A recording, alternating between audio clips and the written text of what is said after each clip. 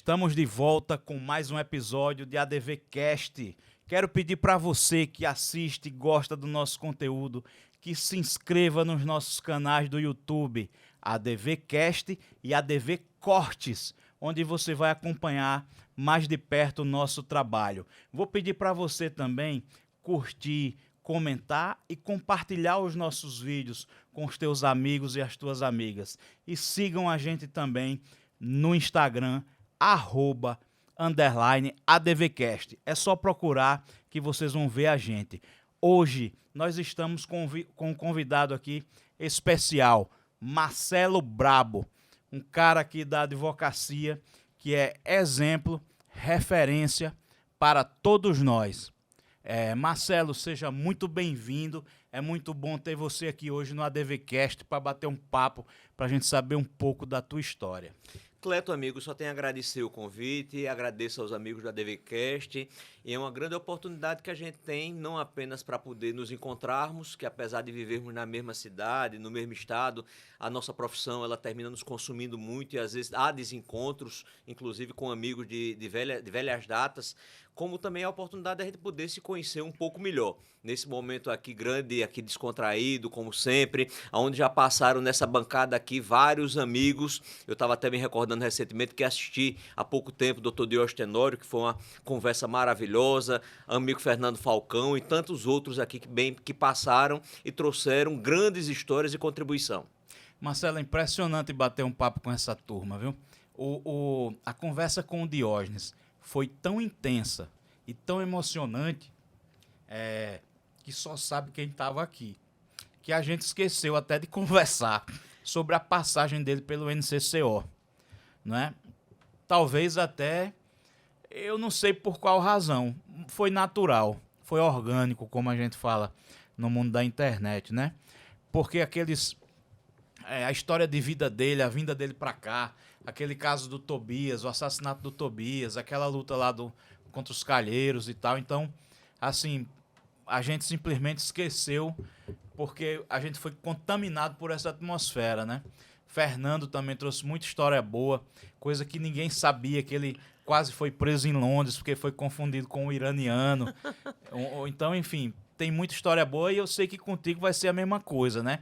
Assim, a gente vê o Marcelo aí na advocacia e, como eu estava te falando antes da gente começar, pelo menos para mim você é um sinônimo de trabalho. Eu sempre enxergo em você isso, um advogado de chão de fábrica, não é? Porque às vezes, como você tem uma firma grande, a moçada que não conhece pensa que, não, isso é um cara de uma firma grande, isso é um cara que, de repente, ninguém sabe a tua história mais de perto como a gente, que é meio contemporâneo, que veio um pouco depois de você. Mas, assim, para mim, né, e para quem eu converso, que eu tenho a oportunidade de falar sobre você, essa a ideia que eu tenho e que eu reflito, né, para os outros, que você é um cara de manga arregaçada, de chão de fábrica, você é um advogado extremamente trabalhador, dedicado, um cara que tá praticamente toda hora no teu escritório recebendo gente, tá na rua, tá nos tribunais, você vive rodando, você não para, né, cara? E assim, como é que foi essa escolha pela advocacia, Marcelo? Cleto, em verdade, eu sou de uma família que ambos os pais médicos, a tendência natural era ser médico também, para migrar para a medicina. E talvez o fato do meu pai ser anestesista e viver sempre em plantões, isso tenha me afugentado. Eu talvez tenha fugido muito da medicina em razão disso.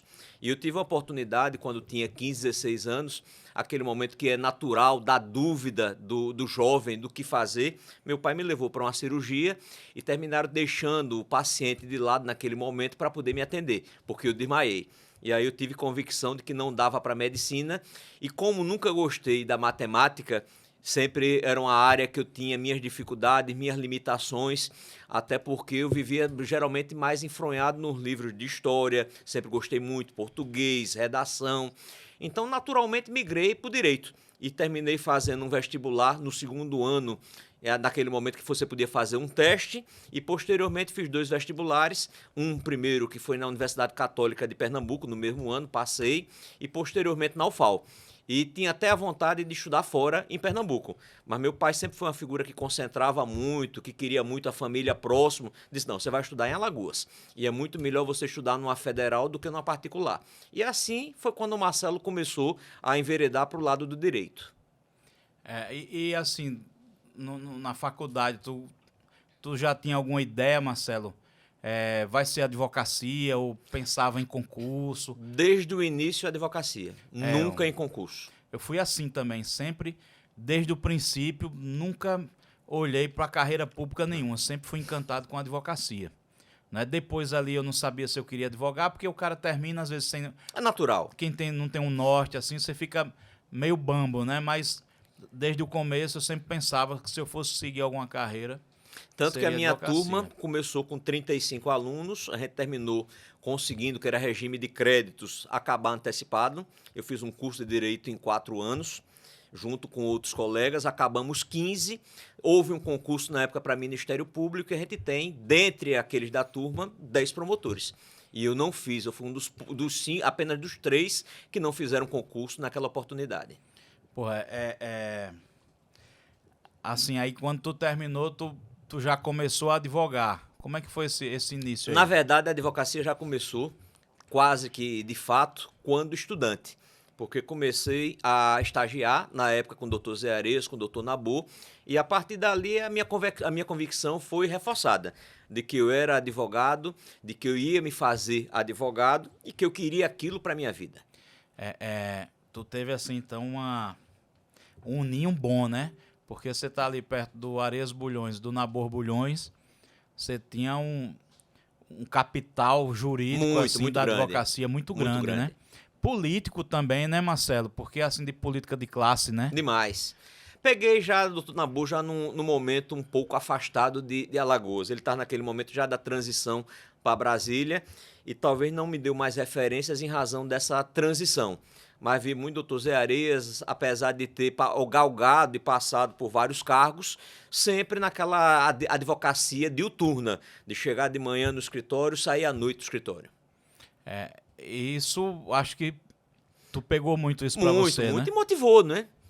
E motivou. E digo sempre a todo mundo, a gente trabalha muito dentro da estrutura de escritório e tem a oportunidade de ter muitos jovens trabalhando com a gente e às vezes a felicidade também daqueles jovens poderem dar o voo próprio, cada um buscar o seu lugar ao sol. A gente tem hoje vários ex-colegas de escritório que hoje são parceiros, pessoas que a gente tem relação pessoal, profissional, não só de amizade. E eu digo sempre a todos, olha, lembrar sempre que o único local onde dinheiro vem primeiro do que trabalho é no dicionário. Não tem outro local. E a advocacia é uma profissão de longo prazo. O jovem não deve se encantar e pensar sempre nas vantagens ou nas facilidades. Eu dizia sempre, olha, quando se fala em milhão, você tenha muito cuidado, porque o milhão nem sempre acontece, a gente só vê o milhão no São João e nem sempre. E mesmo assim, com muitas probabilidades de insucesso, probabilidades de risco, e que às vezes não compensa. Quem quer ter uma carreira longeva, quem quer ter uma atividade diuturna e com tranquilidade, vai saber que a advocacia é um construir diário. Eu falo muito para a turma que antes de pensar no milhão, pense no tostão. Né? Aldemar Mota diz para a gente que a advocacia é um trabalho de formiguinha. Né? Você tem que carregar uma folhinha todo dia. Não pense em carregar logo a árvore, não. Né? É um trabalho assim colaborativo, né? Principalmente quem trabalha em parcerias ou em sociedades ou em times de escritórios. Que hoje assim, a parceria eu acho que é a bola da vez, né, Marcelo? A gente consegue... É a tendência, né? De presente e de futuro. Então, assim, pensa nisso, em carregar uma folhinha cada dia, que esse tal do milhão pode ser que chegue, se você fizer esse esforço da formiguinha, né? E hoje com uma vantagem muito maior do que nós tínhamos quando começamos. Eu tenho quase 28 anos de atividade profissional diuturna e quando comecei você tinha uma grande dificuldade, você não tinha uma internet como hoje está aí, você não tinha informação, você para achar precedentes tinha que pesquisar ainda nas revistas jurídicas da época, a dificuldade era muito grande. Hoje não, a informação está aberta e acessível a todos. Acessível, hoje há uma democratização da Muito informação, né? A velocidade, tudo. Hoje não tem mais o besta e o sabido, né? O bobo e o sabido. Todo né? mundo se equivale. E ninguém pode pensar, Cleto, que você faz parte de uma estrutura grande, você tem mais experiência, mas isso não é o diferencial. Eu acho que o diferencial tá você olhar o processo como o processo. A gente trabalha com muitas demandas, mas eu trato sempre individualmente cada demanda. A gente não pode pensar porque é grande ou é pequena que você vai dar mais ou menos atenção. A gente trabalha no processo não pensando na primeira instância, mas pensando naquele processo chegar no STJ, chegar no Supremo. A gente trabalha justamente isso. E lembrando, como na própria faculdade eu tive grandes professores, Marco Bernardo de Mello dizia sempre a mesma coisa: quem muito escreve, muito erra. Mas eu digo sempre, cada um é quem sabe quanto tem que escrever para convencer. Eu acho que é melhor você pecar pelo excesso do que pecar pela falta. Eu digo sempre a garotada que a gente tem a oportunidade de trabalhar junto. É engraçado, hoje num grupo de WhatsApp, eu repostei não, alguém repostou um vídeo que a gente publicou aqui do podcast, do ADVcast, que foi da comemoração do Dia da Advocacia Criminal, que foi o ex-ministro Nef Cordeiro, do STJ. Figuraça. Figuraça. E ele falando que já viu habeas corpus de 500 folhas, né? E um colega advogado, o Fidel Dias, comentou: nego, cada um é que sabe o quanto vai escrever. Tem caso que o cara precisa escrever muito mesmo. E quem sabe receba por folha, né? É. Aí ele disse, a gente sabe, tem casos que você vai escrever menos, tem casos que você vai escrever mais, né? Ninguém sabe por que tinha 500 folhas, né? Então isso é relativo, de fato. E às vezes tem muitas teorias na própria área criminal, como a teoria da árvore envenenada, que hoje é uma coisa consolidada, mas no passado não era. Não era. Então, você sempre tem situações dessa natureza, é natural. É natural. Então, assim, é você ter cuidado para não ser prolixo, redundante, não ficar em loop na petição, né? Repetindo a mesma coisa muitas vezes, que eu acho que você sai do excesso. Escrever pouco ou muito, escrever... Eu acho que, na realidade, a gente tem que escrever a medida certa. Se for pouco, é pouco. Se for muito, é muito, né? E voltando àquela história do trabalho, né? Do tostão, do milhão, a gente tem que... Eu sempre falo isso aqui, nesses microfones, que gente como nós, que a gente já chegou em certo ponto, nós temos uma missão, que é acender faróis nos caminhos de quem está chegando, né? A gente retribui para a advocacia tudo aquilo que ela dá para nós, né? Que a gente vive dela. Nós criamos os nossos filhos com ela, nos alimentamos com ela. Então, por isso, assim, que a gente inventou essa história aqui do ADV Coworkings, né, de criar esses escritórios aqui compartilhados. A gente criou aqui o ADVcast para levar não apenas aqui para Alagoas, mas para o Brasil todo, histórias de vida como a tua, né, assim, para que essas pessoas que nos assistem tenham referências, né, de, pô, gostei disso, achei interessante essa história, esse fato, porque é a nossa missão. Então, essa turma que está chegando agora, ela tem que esquecer um pouco do glamour da advocacia, né? Ah, não, sou advogado. Vê um advogado ou uma advogada com um carrão, com uma casa de praia. Porra, quanto tempo demorou essa conquista, né, Marcelo? É como eu dou o exemplo de um jogador de futebol. Você pegar o Lionel Messi, por exemplo. Tá lá no topo. Você chamar ele e falar: Messi, você joga bola desde quando para chegar no topo? O cara vai dizer que joga desde 4, 5 anos de idade. Atleta, eu gosto de dizer sempre a mesma coisa. Sonhar grande ou sonhar pequeno dá o mesmo trabalho. Então, o advogado tem que sonhar sempre grande. Isso. Agora, lembrar que tem que começar a trabalhar pequeno. Ninguém começa trabalhando grande. Exato. Tem que trabalhar pequeno. E ter a realização.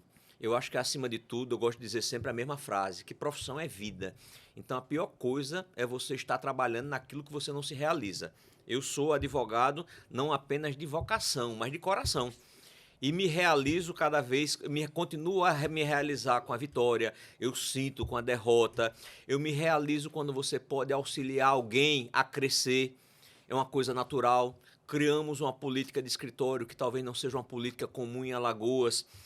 Essa semana eu tive num exame num compromisso no âmbito da OAB, num juramento, nós tivemos o nosso terceiro colaborador que se formou como na área do direito e hoje é advogado, 2 eram motoboys e uma secretária.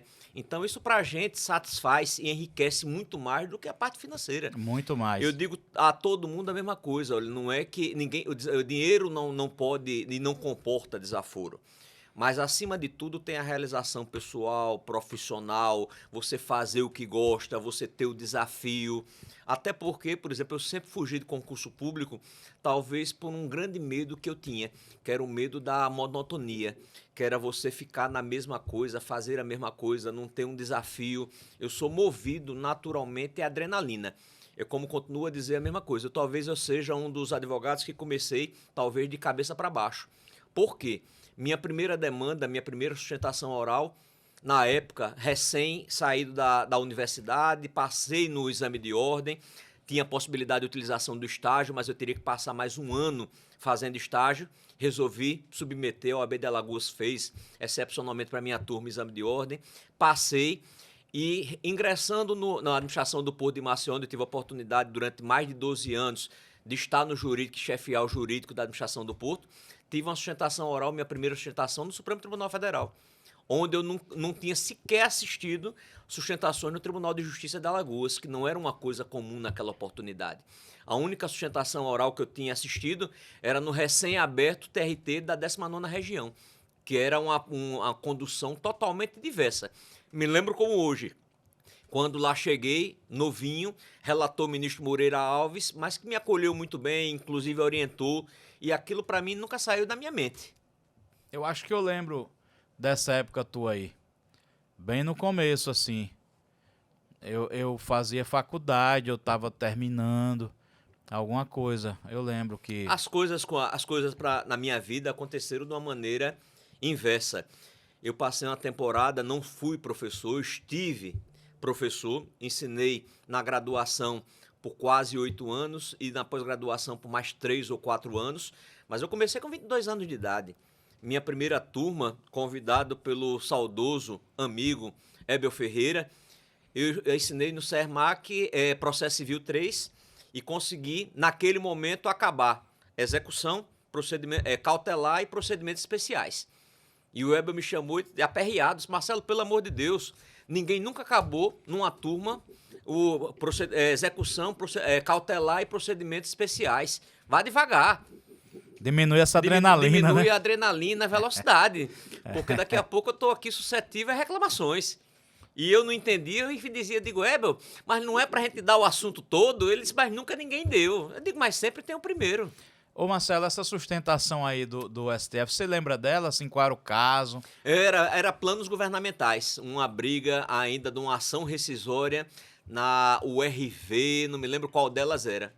Mais do Porto. Do Porto de Maceió. E aí, valeu a pena a tua sustentação? Valeu. Valeu, deu certo, né? É claro que os trabalhadores, em direito é isso, um lado ganha, o outro perde.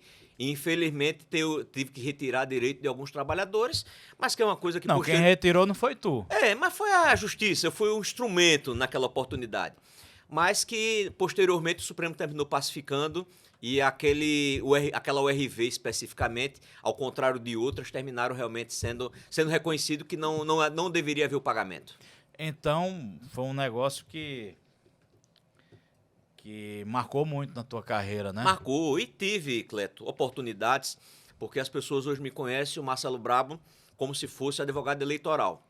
E eu digo sempre, não sou advogado eleitoral. Eu, na verdade, no eleitoral, eu fui um autodidata. Por que autodidata? Concluí um curso em 4 anos. Não tinha a cadeira de direito eleitoral na faculdade. Na tua época não tinha? Não tinha. Tive a oportunidade, formado em 95, ingresso nos quadros da OAB em 95.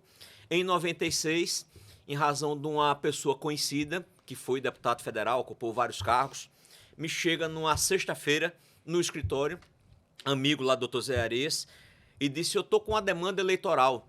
Você tem interesse, Marcelo, de fazer? E nunca tinha ouvido falar de direito eleitoral. Aí tu, movido a desafio... Aí quando eu peguei, era uma ação de impugnação de registro de candidatura. Na época, tratando de um assunto hoje pacificado e introduzido na Constituição, no artigo 14, parágrafo 7º da Constituição, que era justamente sobre a figura da união estável. Naquela época, por alguns tratado como se concubinato fosse.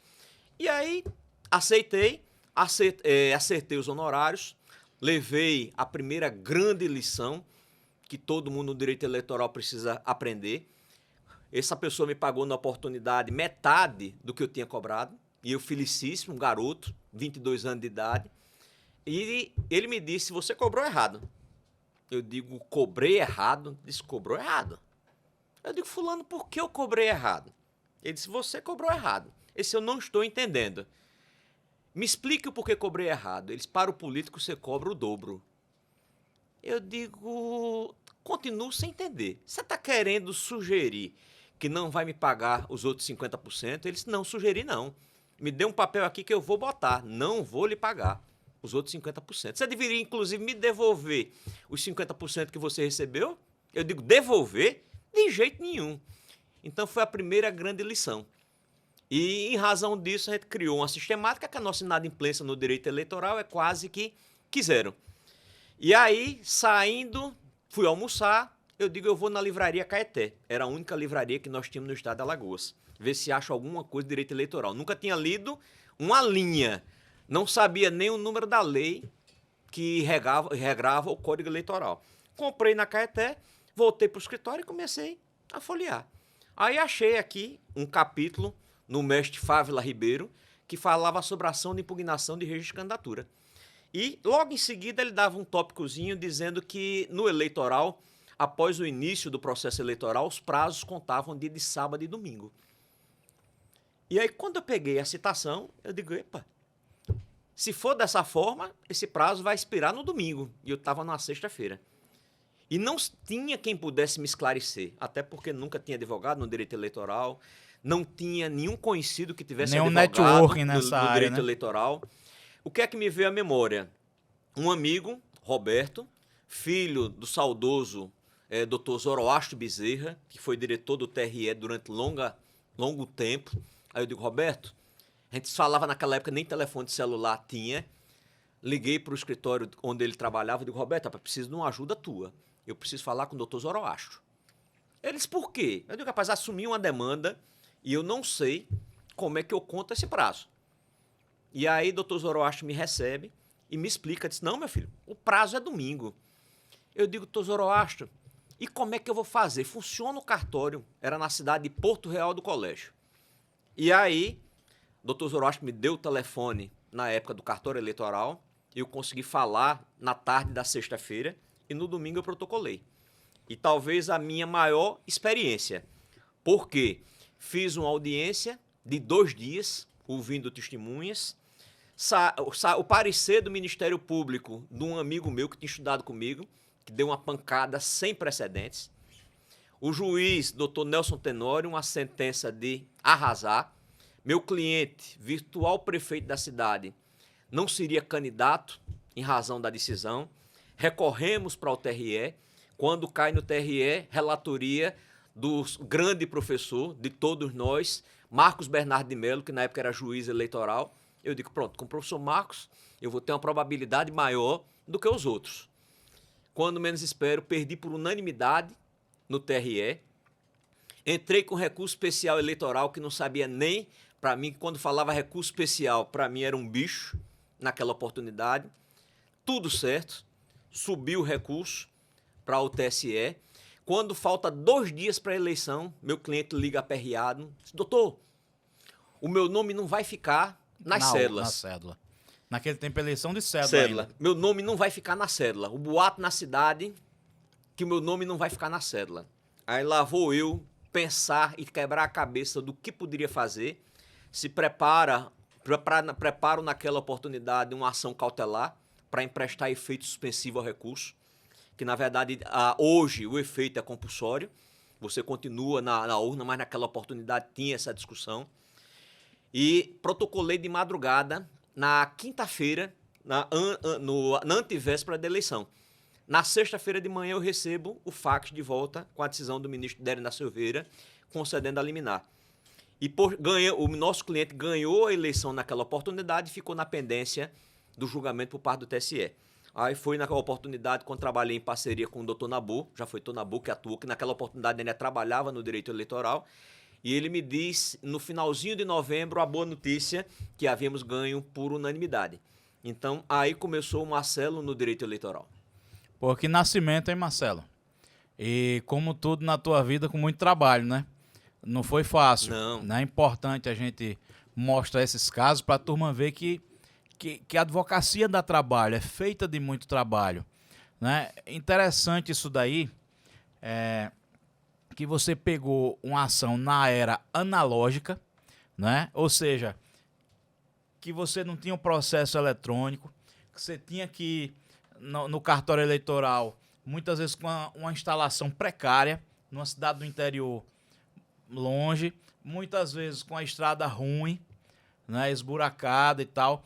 Ou seja, quem advogou naquela época, né, vem pavimentando uma estrada para quem está chegando agora, mas não é como você falou, que tinha internet, que tinha tudo, né? A gente vivia no mundo meio que, para quem é de hoje, um mundo meio das cavernas, né? E assim, conseguir uma vitória como essa naquela época era mais difícil, né?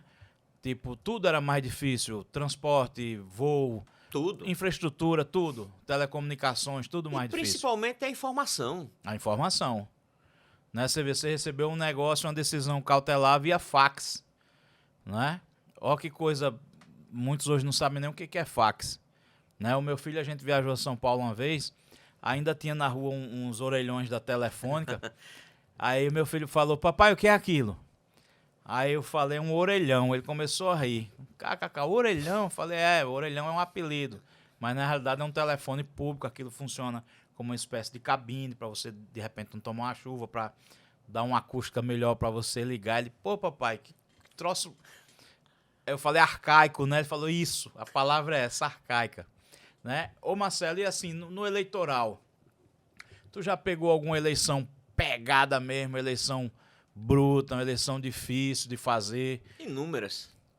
Até porque eu digo sempre a mesma coisa. Pra gente não chega a cereja do bolo. Chega a estrutura do bolo. E inúmeras situações. E sempre nos mesmos desafios. Inclusive mudando o conceito aqui de condução do direito eleitoral. Por quê? Quando comecei, quem eram os grandes exponenciais no direito eleitoral aqui de Alagoas? Moura Rocha, que pouco tempo terminou deixando de advogar, Zé Costa e, para mim, a maior advogada de todos os tempos na Seara, nossa amiga Laureta Medeiros. Hoje ainda viva, não advoga mais na mesma intensidade, terminou escolhendo uma vida de mais tranquilidade em Maragogi, mas, para mim, um grande nome do direito eleitoral em Alagoas. E nossa amiga Eduardo Bianchi, em Arapiraca. Então, terminei observando e a gente mudou o conceito. Talvez a maior das eleições realizadas aqui em Alagoas foi em 2004. A gente advogando, por um lado, para Cícero Almeida, do outro lado, nossa amiga Adriano Soares e Aldemar advogando para a Sexta-feira. E ali foi uma eleição diferenciada, uma eleição que a gente terminou tendo quase 1.000 demandas na eleição.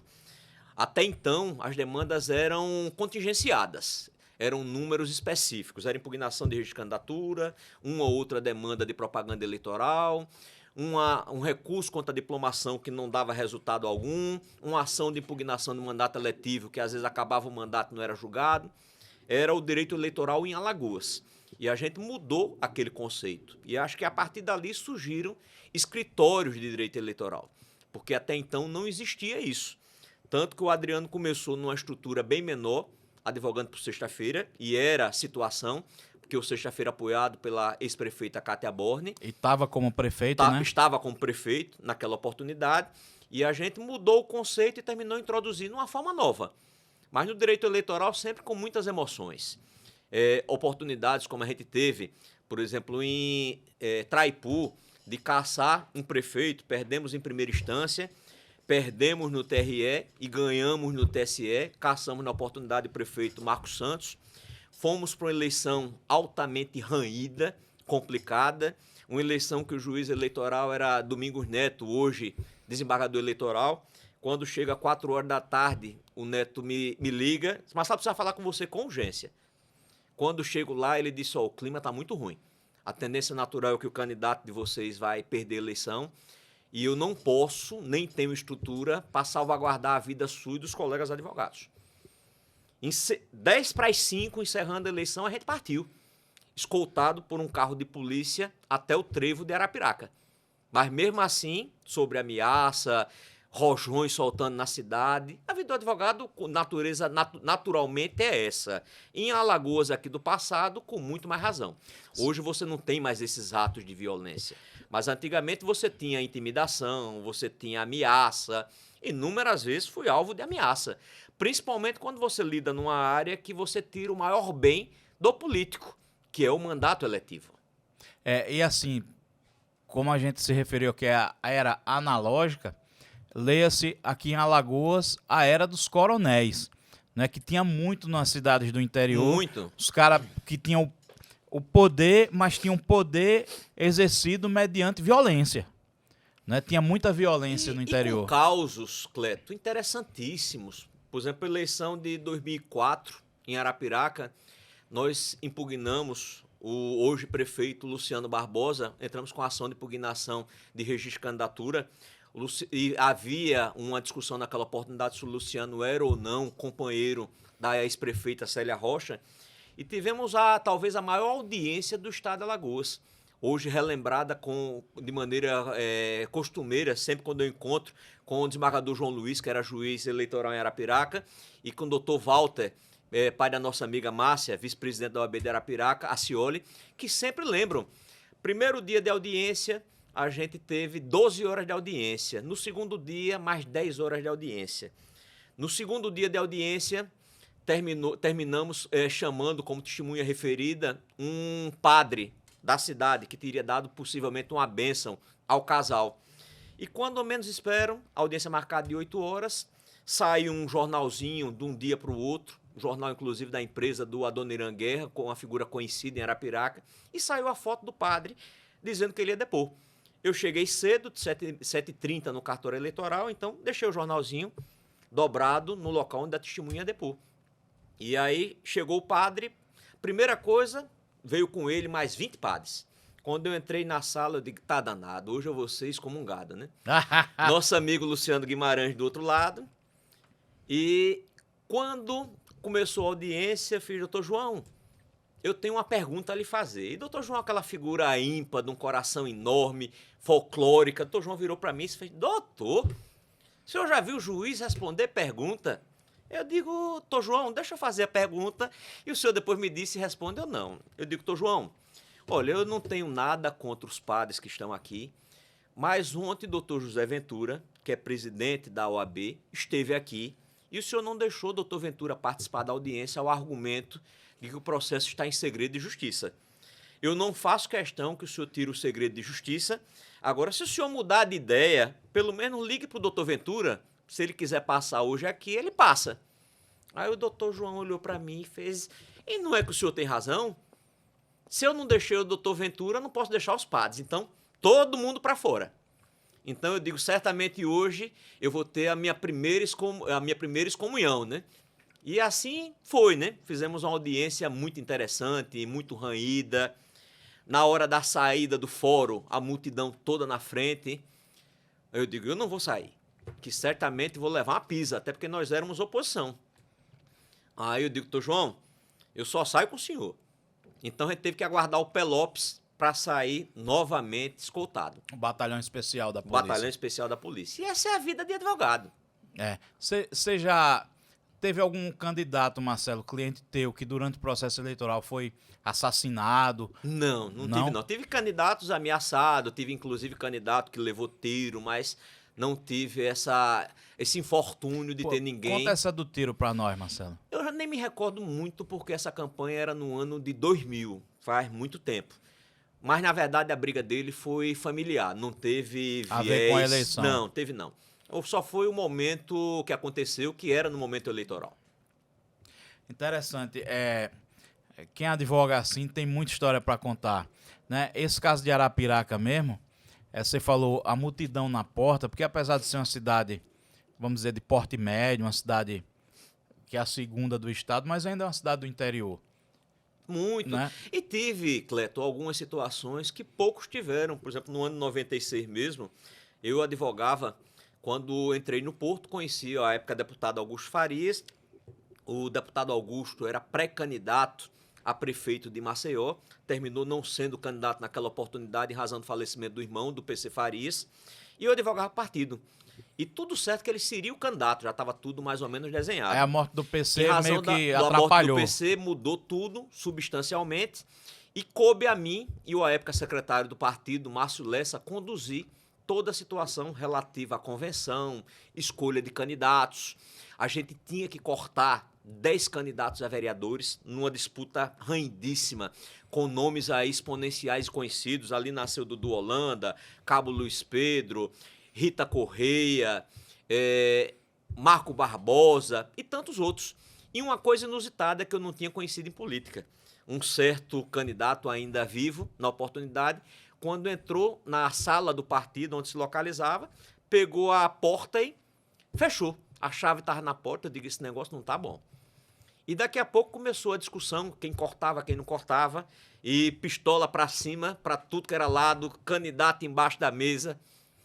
E eu sentado, assustado, naturalmente, até porque era um menino, 22 anos de idade, mas demonstrando uma tranquilidade que no meu íntimo não tinha. Tanto que, passado tudo, o Márcio perguntou, disse, você estava tão tranquilo assim? Eu digo, não, Márcio. Mas certamente eu era o alvo menor dentro disso tudo. Disse, quem vai matar um advogado numa conjuntura dessa? Disse, você que era o representante do partido. Se fosse matar alguém, era você. E os outros candidatos. É impressionante isso daí. Ô Marcelo, e assim, quais os casos mais difíceis que você já atuou? Assim, na vida, coisa que te marcou com dificuldade, ou enfim, casos que marcaram assim, demandas relevantes ou polêmicas, ou alguma coisa de destaque assim que você acha que marcaram sim a tua carreira? Olha, Cleto, na verdade, eu acho que todas as demandas eu tento dar todo o processo a mesma dimensão. Eu não trato processo grande ou processo pequeno.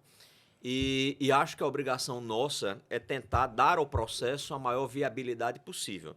Sempre trabalhando o processo, pensando sempre num STJ, num Supremo. Mas tive, por exemplo, casos que me marcaram. Por exemplo, a defesa dos amigos da advocacia pública aqui em Alagoas, notadamente os procuradores autárquicos. Uma briga antiga, a busca da isonomia, sustentações no Tribunal de Justiça, sustentação no Supremo, decisões liminares para cá e para lá, depois cassação na presidência através da suspensão de liminar no Supremo. Então, isso é uma demanda que eu não posso nunca afastar dela e ela de mim, até porque a história da advocacia pública, notadamente os procuradores autárquicos, tem um pouquinho do Marcelo, como certamente o contrário também existe. Uma outra demanda, e talvez a demanda mais indigesta que eu tive na vida, um grande amigo tinha advogado uma vida toda para uma empresa e, por motivos dos mais diversos, terminou deixando de advogar pelaquela empresa e nós fomos contratados para prestar serviço para aquela empresa, uma empresa nacional da área de construção civil. Quando menos espera, pouco tempo depois, ele entra com uma demanda de arbitramento de honorários. Ele tinha sido formado um grande precatório em favor daquela empresa e terminou havendo uma sentença de primeiro grau que dava a ele o direito de 30 milhões de honorários advocatícios, mais 10% de sucumbência na ação de arbitramento. E a vida do advogado é indigesta. Mesmo eu tendo um respeito enorme e sou um defensor intransigente dos honorários, por dever funcional não poderia deixar de atuar. E esta demanda recorremos ao Tribunal de Justiça, relator o desembargador Estácio, e o tribunal terminou reduzindo aquele valor de 30 milhões mais 10%, onde eu tinha uma autorização para fechar um acordo de 6 milhões para 100 mil reais. Isso foi uma demanda que me afligiu por demais, porque apesar de eu ter o dever funcional, eu não podia deixar de pensar no colega, eu não podia deixar de pensar na valorização e necessidade, na importância dos honorários advocatícios. Houve recurso para o STJ, lembra ainda como hoje, no STJ, na quarta turma, relator ao ministro Passarinho, e do outro lado o colega contratou o doutor Nabu, e nós tivemos sustentação trocada, e naquela oportunidade eu vi um STJ altamente diferente do STJ que eu pensava e conhecia. Por quê? A gente terminou discutindo em que valor ficariam os honorários. O ministro Passarinho terminou fixando em 100, houve intervenções do ministro Raul, da 100 ministra mil? Isabel, na segunda instância foi reduzido para 100 mil reais. De 30 milhões para 100 mil. 30 milhões mais 10%, Que era o honorário para 100 contratual. mil mais 10%. Era honorário contratual. E no STJ terminou sendo fixado em 400 mil mais 10%. Que foi se você olhar em números absolutos, uma grande vitória. Em números reais, uma grande derrota. Isso. E principalmente quando eu tinha uma autorização da empresa de fechar um acordo em 6 milhões de reais. Essa demanda, ela é meio folclórica aqui em Alagoas, Muito, né? muito. Inclusive tem um advogado, já me contaram isso, que um dos desembargadores falou assim: doutor fulano lá com o credor, eu tô para me aposentar. Isso aqui que o senhor vai ganhar só nessa causa dá muito mais do que a minha aposentadoria inteira. Aí parece que o advogado, sustentando em causa própria, disse: pois bem, excelência, vamos fazer o seguinte, vossa excelência renuncia à sua aposentadoria, que eu renuncio aos meus honorários. Aí ficou aquele rebuliço, eu não sei se é verdade ou se é mentira. É verdade. É verdade, Marcelo? São os causos dos tribunais, né? E uma coisa que me marcou, e a gente vê que até hoje, infelizmente, a gente tem um CPC vanguardista. O artigo 85 criou balizas inimagináveis, um grande trabalho da OAB. Inclusive, tive a oportunidade de lá estando, trabalhei muito com o próprio ministro, com o próprio Medina, que é um grande processualista. Bruno Dantas foi muito decisivo, que hoje é ministro do TCU, presidente do TCU, muito decisivo naquela oportunidade. Inúmeras reuniões que a gente teve com o ministro Fux, que era justamente o grande idealizador do código. Então, grandes avanços. Mas, em contrapartida, apesar dos avanços, a gente tem sempre retrocesso.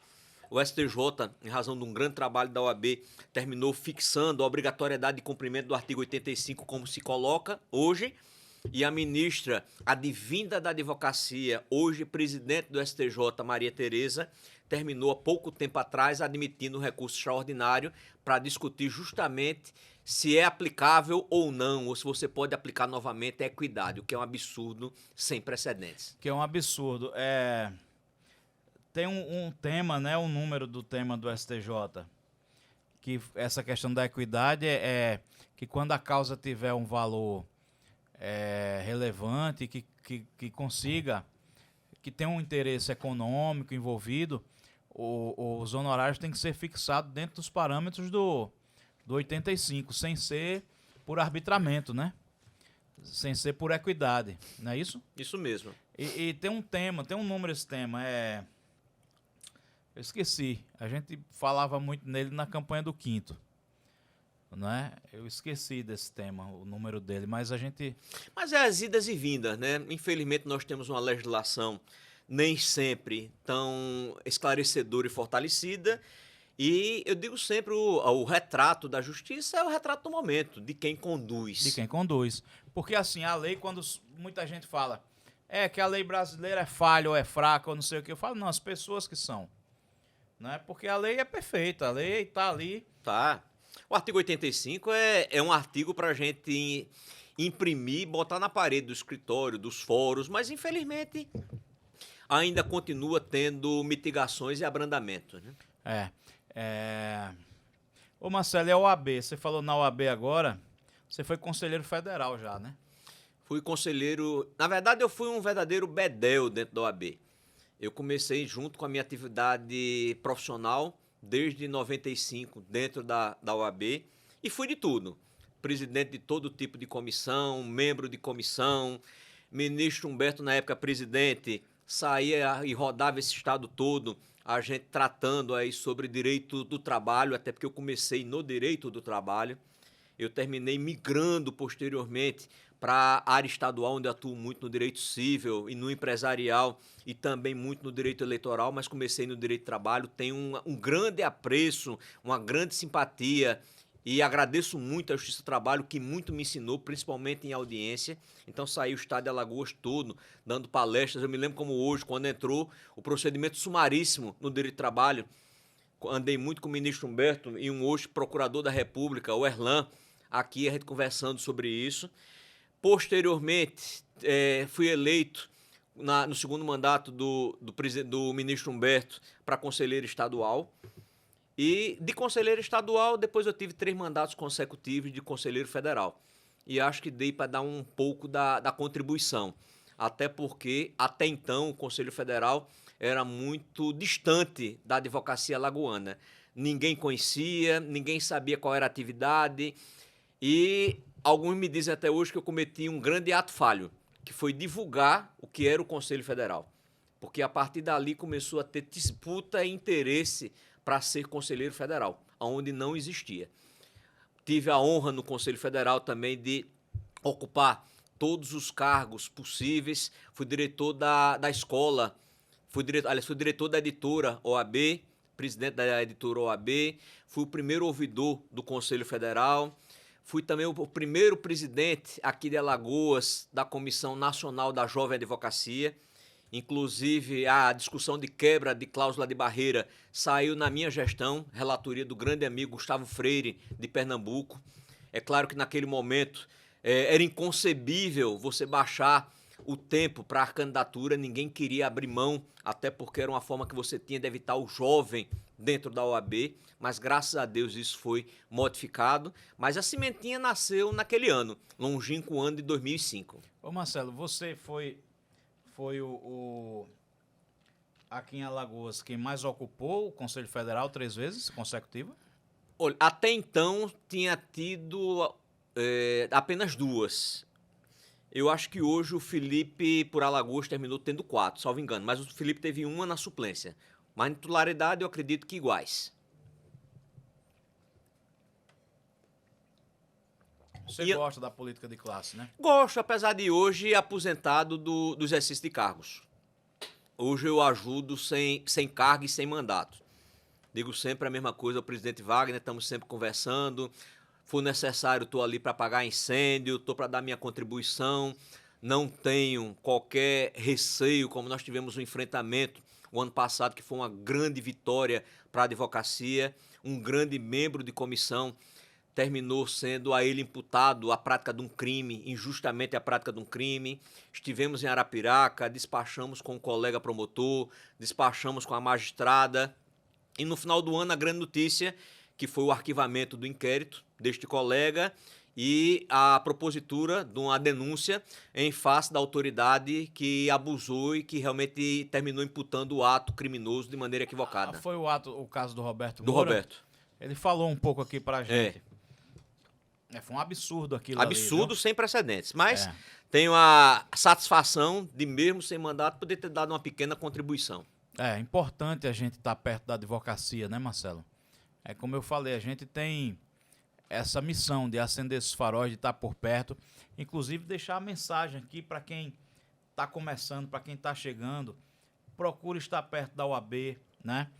Compor comissões, conhecer a advocacia de perto, conhecer, fazer networking, porque ali também surgem amizades, surgem negócios, parcerias, surge muita experiência, né? E, além de tudo, você tem o melhor que você pode ter, que são os exemplos, as referências. Você vai acompanhar de perto essas referências, né? Você vai estar, transitando perto aí de grandes advogados, de grandes advogadas, de gente, sobretudo, que tem essa adrenalina, essa energia, de gente dinâmica que consegue dar conta de casa, dar conta do escritório, dar conta da OAB. E né? de uma OAB, Clécio, se a gente observar que está voltando a ser aquela OAB do passado. Eu acho que para algumas coisas eu sou muito saudosista, até porque peguei 3 grandes presidentes de OAB e talvez o mais difícil de convivência, Roberto Busato, com quem eu tenho uma grande amizade, muito me ensinou, que era a coragem do enfrentamento, e a gente começa a observar isso. Se a gente observar a OAB de Alagoas, passou uma temporada que ela nem era da sociedade, nem era do advogado. Hoje a gente tem uma OAB da sociedade e uma OAB que começou a ser do advogado. Tem muito a fazer? Tem. mas é possível ser feito. E eu digo sempre a mesma coisa. Hoje conversei com uma amiga nossa, Valéria Ferro, que é a vice-presidente da Comissão de Agilização, e dizendo a ela, eu digo, ó Valéria, eu não vou deixar de defender e lutar pelas nossas bandeiras. Por quê? Eu sou advogado e só quero ser advogado. Eu não tenho outra insígnia, eu não tenho outra denominação, eu não tenho outra qualidade, não quero outro predicativo para mim, outro adjetivo para mim. A única coisa que eu quero é ser advogado. E eu tenho já 2 meninos, um que, graças a Deus, totalmente encaminhado na vida, que é um grande advogado em Brasília, Marcelo, vamos mandar um abraço para ele aqui. E outro aqui que está se forjando um grande advogado, que é Henrique. E ainda tenho 2 meninos que, se o tempo me permitir e realmente a minha esperança acontecer, também serão advogados. Eu espero isso. Tem irmão advogado, tem irmão Daniel, advogado, né, um grande advogado também. E que a gente espera isso, é passar o bastão. Eu digo sempre a mesma coisa, o conhecimento você tem que passar, a experiência de vida você tem que passar, os exemplos você tem que passar. Eu acho que a gente não pode ter medo de ser superado. Eu fico muito feliz quando eu vejo alguém que trabalhou comigo, um filho, começar a superar. Por exemplo, em relação ao Marcelinho hoje, muita gente me aborda como pai do Marcelinho.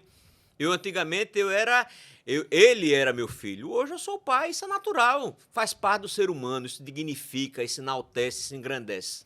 Engrandece. E pra quem é pai, pô... Tem coisa melhor. Você vê o teu filho seguindo uma caminhada dessa, mas voando, nem né? sempre é assim. Nem Clédson. sempre é assim. Porque eu tenho um exemplo de um cliente de saudosa memória, ele prefeito numa cidade grande, afastado do mandato, preso temporariamente, a filha terminou exercendo que era vice o mandato, e chegou num certo momento que ele pedia para a gente não mais ajudá-la. E eu digo, fulano, eu não faço isso.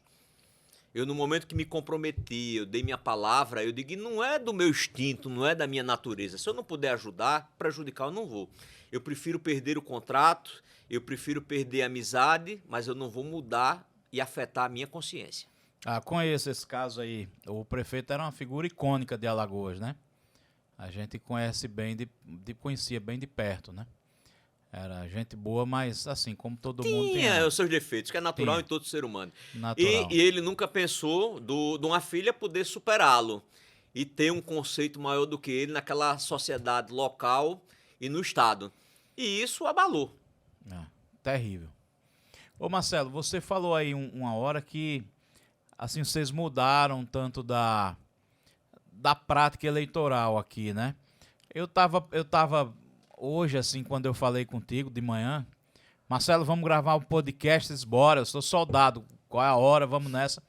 Aí eu saí pensando nisso, né? Porque assim, como a gente conhece um pouco da tua história, eu disse, porra, eu acho que existe uma prática eleitoral aí, antes do Marcelo e depois do Marcelo. Né? Essa coisa da logística, né? do encarar uma sistemática eleitoral dentro do escritório, com um viés, assim, um olhar empresarial, um olhar sistemático mesmo, de sistematizar, porque antigamente você via... existiam grandes advogados eleitoralistas, mas eles faziam um trabalho assim muito artesanal e tipo, numa época em que o advogado, ele era advogado do político tal, porque ele não conseguia ter uma capilaridade, uma ramificação para ser advogado, vamos dizer, numa eleição municipal de 10 municípios, de 20, de 50, de 40, de 60, e hoje assim, vocês fazem isso. Né? Chegamos a trabalhar numa eleição municipal em 40 municípios. Que era uma coisa do inimaginável. Você está aí o quê? Em quanto por cento de Alagoas? Em mais de 40% do estado. Né? Como é que você faz isso? Você cria parceiros locais? Como é que você faz para gerir uma eleição dessa, hein, Marcelo? Naquele momento, era parceiros, era a estrutura de dentro do escritório e alguns parceiros aqui em Maceió. Hoje a gente está tentando fomentar, ver se a gente consegue criar essa advocacia eleitoral nas localidades. Ainda não tem essa prática. Mas, por exemplo, conversei recentemente com o nosso presidente de Santana do Ipanema, da OAB da subseccional, nosso amigo Raul Teodósio, e disse a ele, eu digo, Raul, vamos fazer uns cursos aí de direito eleitoral, porque para nós que trabalhamos aqui na capital e que naturalmente somos procurados em razão do tempo que temos de praça, era muito bom a gente ter um eleitoral, um profissional qualificado naquela localidade, do que você importar. Por exemplo, a última eleição municipal, eu mudei a minha origem. Nós trabalhávamos em Maceió, mas eu passei grande parte, voltei para a minha origem, onde eu comecei, no sertão de Alagoas. Eu fiquei situado em Delmiro Gouveia, terminamos trabalhando ali em Delmiro, Pariconha, Água Branca, Piranhas, São José da Tapera, Palestina. Então, em Cacimbinhas, Dois Riachos. Então mudei. Até em casa, quando eu disse à esposa, se você vai para o sertão, eu digo, por que não? Eu digo, eu quero me reinventar. Eu estou precisando, inclusive, voltar a me emocionar com o direito eleitoral.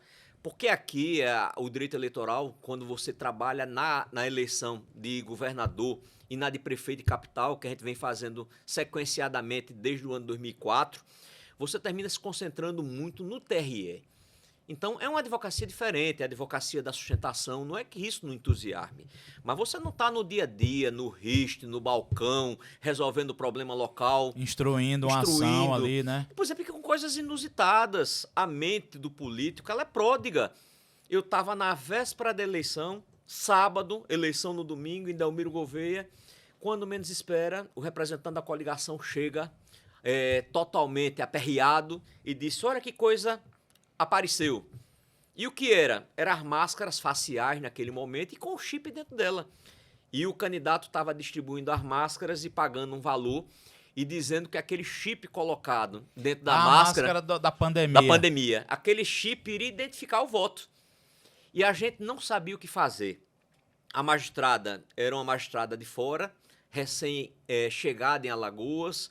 Naturalmente, quando o magistrado está novo na localidade, ele tem um certo receio. A pandemia terminou distanciando. Nós não conseguimos falar com ela. E graças ao desembargador Praxedes e o doutor Maurício Breda, que era desembargador no TRE na oportunidade, na titularidade, a gente entrou em contato e através deles foi que a gente conseguiu mover toda a máquina de polícia federal, de polícia militar. E se havia fraude, essa fraude foi diminuída. Porque no dia seguinte, quando chegava a máscarazinha azul, todo policial militar encostava para ver se tinha um chip dentro. Mas é coisa que a gente pensa. Eu pensei que já conhecia quase tudo no direito eleitoral. Mas de vez em quando você se depara com uma coisa nova, um fato novo. Porque como você falou, a mente do político é pródiga. É pródiga. Né? Ou de algum eleitor. Ou de algum eleitor também. Eleitor não, de um assessor. Esses caras que cuidam de eleição, né? Tem uns caras e o sertão é fértil pra esses caras. Muito, muito. Tem um sujeito lá que era famoso de fazer essas coisas aí. Tem várias pessoas. E aquela coisa, tudo na vida é experiência. Você agrega aquilo que você já viveu, não na situação de currículo apenas, mas da prática, você poder passar uma experiência nova. Ô Marcelo, uma coisa que eu acho interessante do direito eleitoral e do sistema de justiça mesmo eleitoral, é essa, vamos dizer, essa acessibilidade, essa disponibilidade dos magistrados. Né? O juiz eleitoral, ele está muito na ponta da lança ali, para colher esse fato de perto, para coibir muitos abusos de perto. Né? Você vê, você conseguiu aí um contato com os desembargadores, porque a juíza era de fora. Por isso que é importante quem milita em certas áreas, como é o caso do eleitoral, você tentar fazer um corpo a corpo com a magistratura. Né? Vai fazer uma eleição, procura saber quem é o juiz, quem é o membro do Ministério Público, quem é que comanda a polícia, quem é que é o delegado federal que vai ficar obrigatoriamente. E não só isso, Cleiton, uma coisa que eu aprendi desde novo. Tem algumas palavrinhas que elas abrem ou fecham portas. Primeiro, você identificar não apenas o magistrado, o promotor, mas os servidores e saber pelo nome. Segundo, regras de conduta. Bom dia, boa tarde, obrigado, por favor. São regras que podem abrir ou fechar portas. A gente... uma mensagem que eu sempre deixo também. A gente tem que estar preparado para tudo, inclusive para dar tapa em balcão, dar voz de prisão em quem quer que seja. Tudo. Mas a gente não pode ser uma Ferrari de 0 a 100 em poucos segundos. A gente tem que ter essa inteligência emocional, esse controle, para chegar, como você falou, chegar frio nos lugares, né? Tratando todo mundo muito bem, né? Se precisar dar uma pancada, dá a pancada, mas na hora certa. Como eu já tive a oportunidade, eu estava numa determinada eleição e a gente teve uma decisão relativa às camisas no dia da eleição. Tiramos uma decisão no TRE, quando a magistrada diz, eu não cumpro. Eu digo, não vai cumprir? Senão, não vou cumprir. Aí foi quando eu liguei para o promotor, eu digo, doutor fulano, onde é que o senhor se encontra? Eu digo, olha, eu preciso do seu auxílio, porque a gente vai agora conduzir a nossa magistrada à delegacia de polícia para fazer o termo circunstanciado. Esse o quê, doutor? Eu digo, olha, saiu uma decisão assim, TRE, elas que não vai cumprir. Então, eu estou lhe comunicando, já passei para o seu zap a decisão e o senhor vai me acompanhar. Ele disse, o senhor me dá 5 minutos? Eu digo, pode ficar à vontade. Em 5 minutos ele me ligou e disse, não, a magistrada mudou de ponto de vista e vai cumprir a decisão. A gente tem que saber fazer cumprir os nossos direitos. E tem uma exigir o cumprimento dos direitos dos nossos clientes. E tem uma coisa também que pesa, que tipo assim, olha, o doutor Marcelo Brabo me ligou, né? Ou seja, quem é o Marcelo Brabo, né? Tem um peso, tem uma carreira. Mas a gente precisa mudar este conceito. Não, claro. Eu acho que, independentemente do tempo de profissão, de idade, o que é que a ordem talvez pudesse dar um grande contributo. A gente teve aqui no passado aqueles cursos de formação. Mas as pessoas não está tendo mais, Marcelo? Estão tendo, mas eu não sei como é que é hoje o viés, nunca mais tive a oportunidade, mas a gente precisa preparar o advogado para a prática. E a prática principal são os incidentes que ocorrem na advocacia. Por exemplo, eu já tive a oportunidade de ir para o fórum aqui da capital e sempre da mesma forma, cheguei numa determinada vara, eu digo, queria falar com o doutor fulano, se ele não está atendendo. Eu digo, olha, ele não está. Eu digo, eu vi ele passando no corredor. Eu digo, chama a escrivã antiga. Eu digo, fulana, está em audiência? Não. Está atendendo alguém? Não. Eu digo, eu vou entrar. E assim eu fiz. E quando Porque está na lei que você pode entrar. Claro. E quando eu lá cheguei, já tinha uma colega aguardando. Fui atendido, minha liminar foi negada, mas o a favor ou contra tem recurso. Isso. Mas na saída, eu com a porta aberta, ele foi me levar, eu digo, a nossa amiga, colega fulana de tal, está aqui aguardando para o senhor atender. E acompanhei ela até a sala. Não sei qual foi o desfecho da decisão dela, mas pelo menos atendida ela foi. E a gente tem que ter esse espírito colaborativo, de cooperativo, de companheirismo, que infelizmente, o que é natural, o ser humano, às vezes a gente começa a pensar apenas em si próprio e esquece que se a gente deixar acontecer uma situação de não atendimento com aquele colega, com aquela colega, aquilo depois replica e chega na gente. Replica. Quando eu comecei, Marcelo, eu muito novinho ali e tal, e eu andava com aquela carteirinha vermelha que tinha um artigo 7º do Estatuto da OAB, que tem os direitos e garantias do advogado, da advocacia, né? E a gente começou a advogar no processo físico. Então, às vezes, alguém te procurava, olha, eu quero te contratar, indicaram você para um caso meu. Você ia lá, dar uma folhada nos autos, de repente, é grande, vou tirar uma xerox para levar, para dar uma estudada, para ver se vale a pena, ou se eu consigo atuar nisso, enfim. Eu comecei levando muito... Pode não, doutor, tem procuração nos autos? Aí eu dizia, não tenho ainda, porque eu nem sei se eu vou entrar aqui. Não bote procuração, não sei nem se tem advogado, deve ter um advogado constituído. E a pessoa quer destratar com o advogado, eu vou olhar, vou dizer à pessoa que se resolva com o advogado dela para eu poder entrar, e eu quero ver os autos. Só pode se tiver procuração. Aí o que é que eu fazia? Querida, eu posso.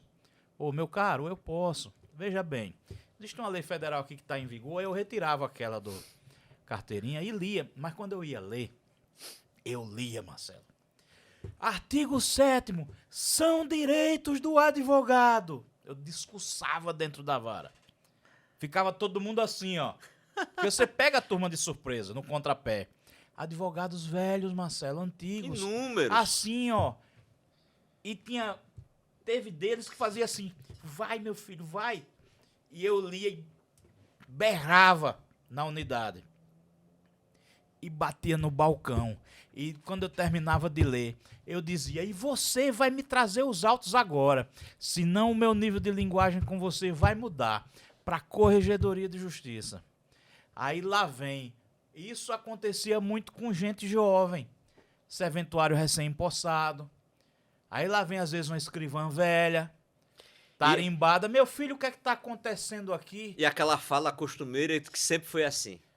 Não é? Não, pegue os autos pro doutor. juiz, às vezes, o que é que está acontecendo aqui? E você tem que responder no mesmo tom. O que é que está acontecendo, excelência? É que a sua serventuária não quer me passar o processo e eu tenho o direito de ver. Juiz também, muitas vezes, macaco velho, dizia, fulana, resolva isso pro doutor. Né? Foi muito assim. E, para minha surpresa, em algumas unidades onde eu mais gritei, foi onde eu fiquei mais respeitado depois. Geralmente é assim. Você vai ser respeitado por duas coisas, ou pelo conhecimento ou pela força. E se você une os dois, o respeito vem naturalmente. É claro que hoje a gente está num momento de vida que a gente já tem uma situação em sociedade que muita coisa já não é necessária. Eu digo sempre à garotada que está aí, eu digo, olha, vocês devem muito a todos aqueles que estiveram no passado, porque terminaram desbravando, enfrentando o que vocês não tiveram sendo de presos, enfrentar, morrendo, sendo presos, sofrendo, às vezes, as agressões que hoje não ocorrem. Então, muita coisa mudou. Tem coisas ruins, coisas a serem melhoradas, muitas. Mas só que muito já foi feito. Agora, o que precisa mais do que nunca, a gente precisa hoje, é ter um espírito colaborativo. Colaborativo. De companheirismo. A gente observa hoje que cada um defende o seu direito quando defende, mas nunca defende o direito do outro. E o defender o direito do outro é defender o seu direito também. Olha, é impressionante essa coisa desse espírito colaborativo. Aqui no ADV Coworkings é um espaço, por essência, por substância e por natureza, colaborativo. Né? Nós nos deparamos um dia aqui com um de nós com um problema relativo à advocacia. Né? A pessoa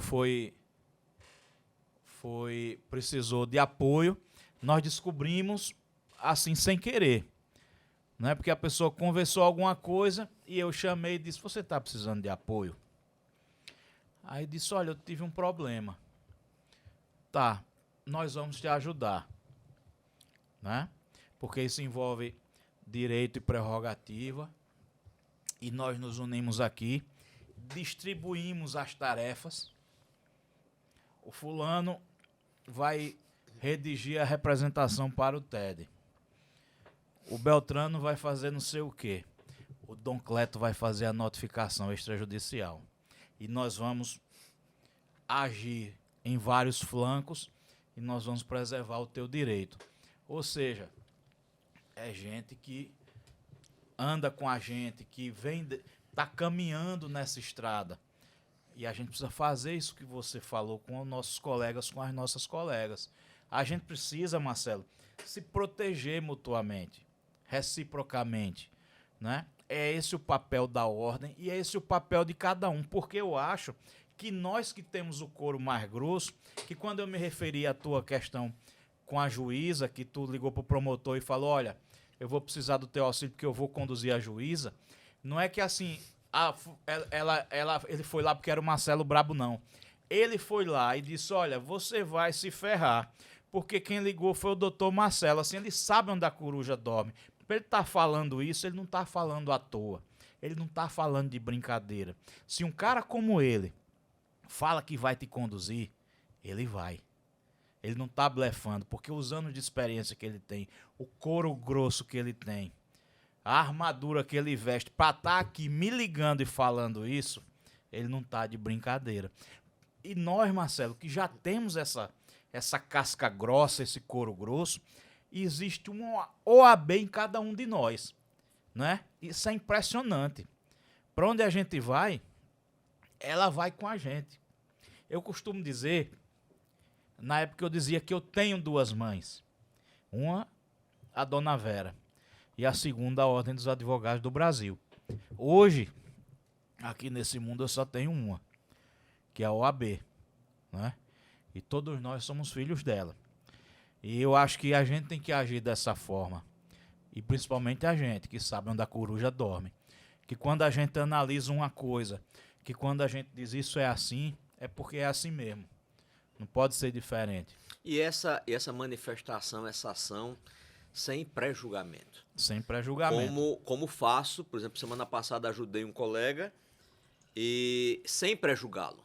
Agora, depois de resolvido o problema, a gente conversa e aponta quais são os erros, onde pode ser melhorado.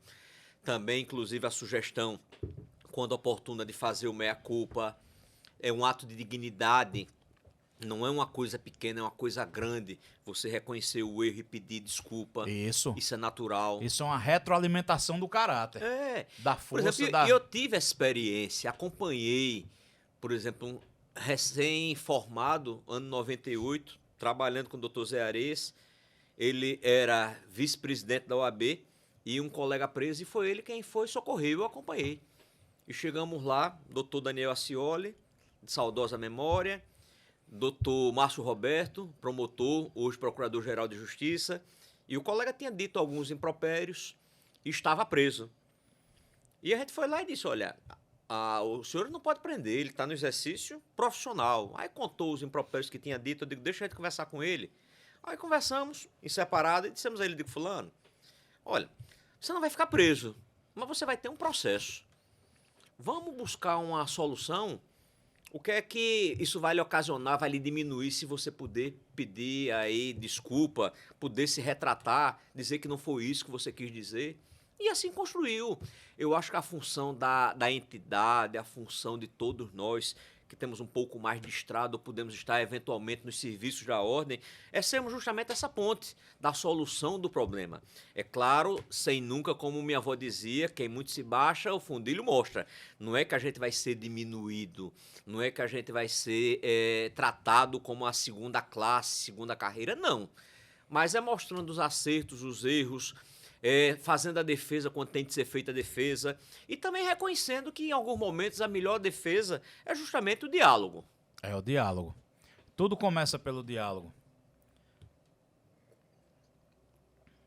Ô Marcelo, me fala mais, cara. Fala assim um caso que você atuou, que marcou muito. Pode guardar o sigilo de partes, de tudo. Não, Cleto, Assim, algum tipo de ação que... Eu sou, como eu estava dizendo, eu digo, já tive a oportunidade. Por exemplo, Ronaldo Lessa, em 2010. É um caso que não sai da minha mente.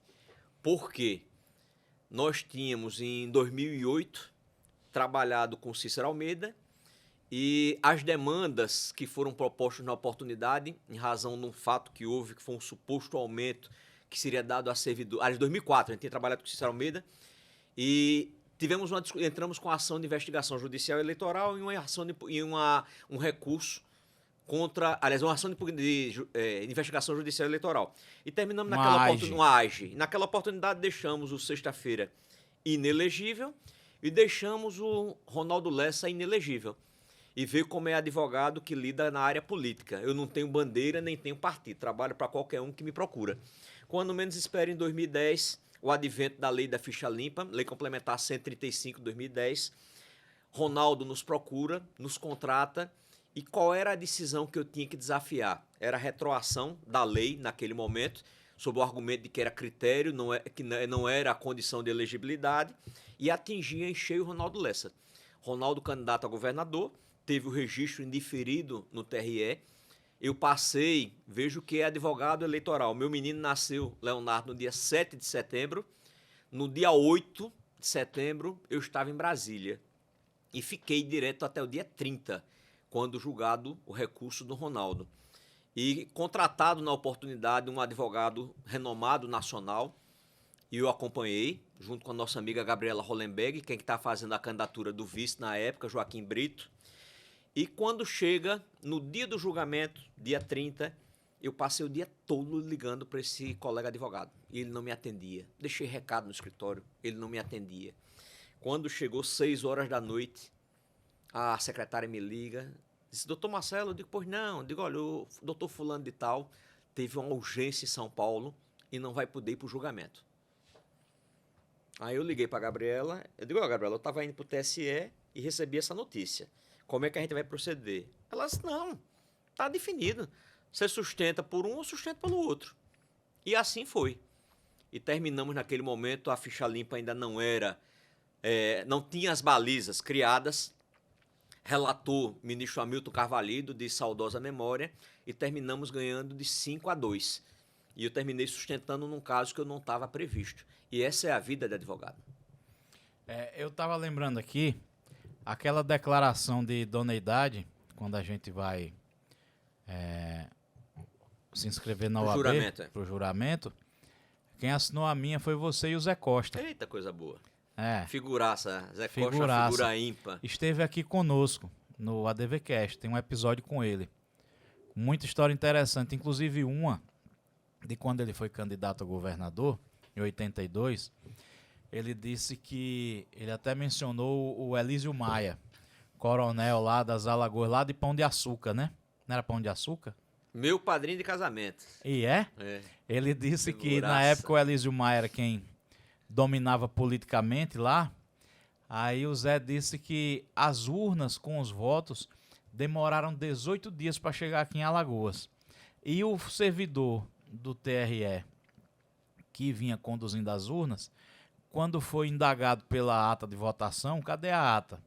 Aí ele disse, eu tive uma intercorrência no caminho, uma dor de barriga muito forte e usei a ata, né, para limpar. O Zé Costa contou isso aqui. Tem muita história interessante do Zé Costa. Mas talvez ele não tenha contado um caso comum nosso, que também por demais interessante. Fernandinho Beiramar estava em Maceió, naquela transferência para a sede da Polícia Federal, e eu sou geralmente aquele primeiro que chego no escritório e o último que saio. E estava numa sexta-feira à tarde, como até hoje eu trabalho. Já me prometi não trabalhar às sextas à tarde, mas continuo trabalhando. E 4h30 da tarde, 5 horas, a secretária disse, Tom Marcelo, tem uma senhora aqui que quer conversar com o senhor. Eu digo, fulana, essa hora? Aí, o que é natural, a secretária, a mulher, percebe muito, né? Disse, olha, a moça muito bem vestida, viu? E tem uma bolsa de marca. Eu digo, então bota na sala de reunião, né? Pode ser que seja um bom negócio para dia de sexta-feira. E assim foi, né? Atendi, ela disse, olha, eu sou fulana de tal, sou esposa do fulano de tal, Fernando não sei das quantas. E eu não conhecia, até porque eu não milito na área criminal, não era ligado a isso. Eu digo, não conheço. Ela disse, Fernandinho Beiramar. Eu digo, que está aqui na Polícia Federal, o que a senhora quer de mim? Disse, não, porque eu vim, sou do Rio de Janeiro, e vim para cá agora, estou querendo ter uma assistência aqui na terra. A gente tem nossos advogados do Rio, mas eu quero ter uma assistência na terra. Eu digo, olha, infelizmente eu não trabalho nessa área. Tem grandes nomes aqui. E terminamos nesse dia ligando para alguns profissionais, ver se podia atender.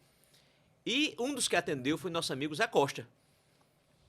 E indiquei e não sabia qual o resultado, o que é que deu, o que não deu. Tempo depois o Zé me liga, disse, rapaz, que esparrela, Marcelo.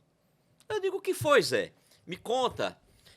Disse, estava no escritório quando você me ligou, com essa pessoa, aquela identificação toda, e ela disse que estava aqui, realmente muito aparentável, muito cheirosa, bem vestida, roupa de grife, bolsa de grife, e disse que tinha vindo de urgência, terminou não trazendo dinheiro, mas ia fazer um depósito na minha conta, eu acertei uns honorários vultosos, e ela me pediu uma licençazinha, saiu aqui do escritório, foi ao Banco do Brasil, em pouco tempo estava a transferência.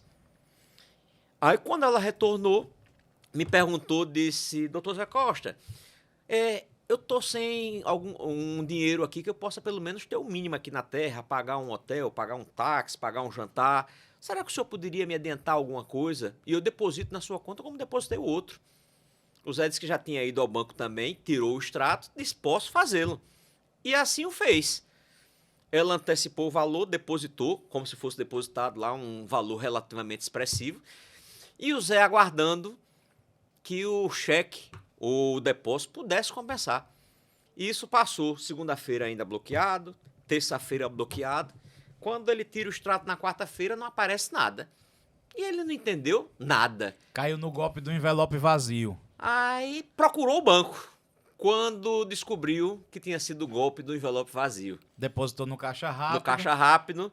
Eu digo, Zé, vivendo e aprendendo. Eu não sou da área criminal. E graças a Deus não me encantei em tentar aprender direito criminal com essa pseudo-cliente. E depois a gente procurou saber, e na verdade não era uma golpista, e que não teve apenas lá no escritório, teve em outros. Cara, que não era nada mulher de não era beira-mar. nada e que certamente ganhou um dinheirinho de vários colegas aqui na terra. Esse golpe certamente não foi apenas no Zé.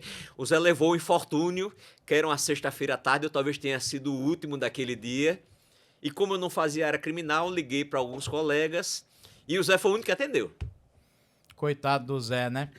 Uma vez eu fui também numa reunião com um colega nosso advogado e ele disse, olha, eu fui chamado numa reunião com um grupo político grande aqui, vamos comigo lá. Eu falei, vamos. Aí chegamos lá. Tava uma família de políticos, um monte. Aí alguns eram prefeitos, outros deputados e tal. E aí um deles disse bem assim, um que é bem calmo, bem articulado, ele disse, olha pessoal, eu convoquei essa reunião aqui porque eu fui procurado lá em Brasília por um advogado aqui de Alagoas com um pendrive. Ele me entregou o pendrive e disse assim, olha, vai sair uma operação da Polícia Federal. Essa eu conheço de cátedra. E vai prender todo mundo aí da sua família e outros aí do partidão de vocês aí, que era um partido bem grande.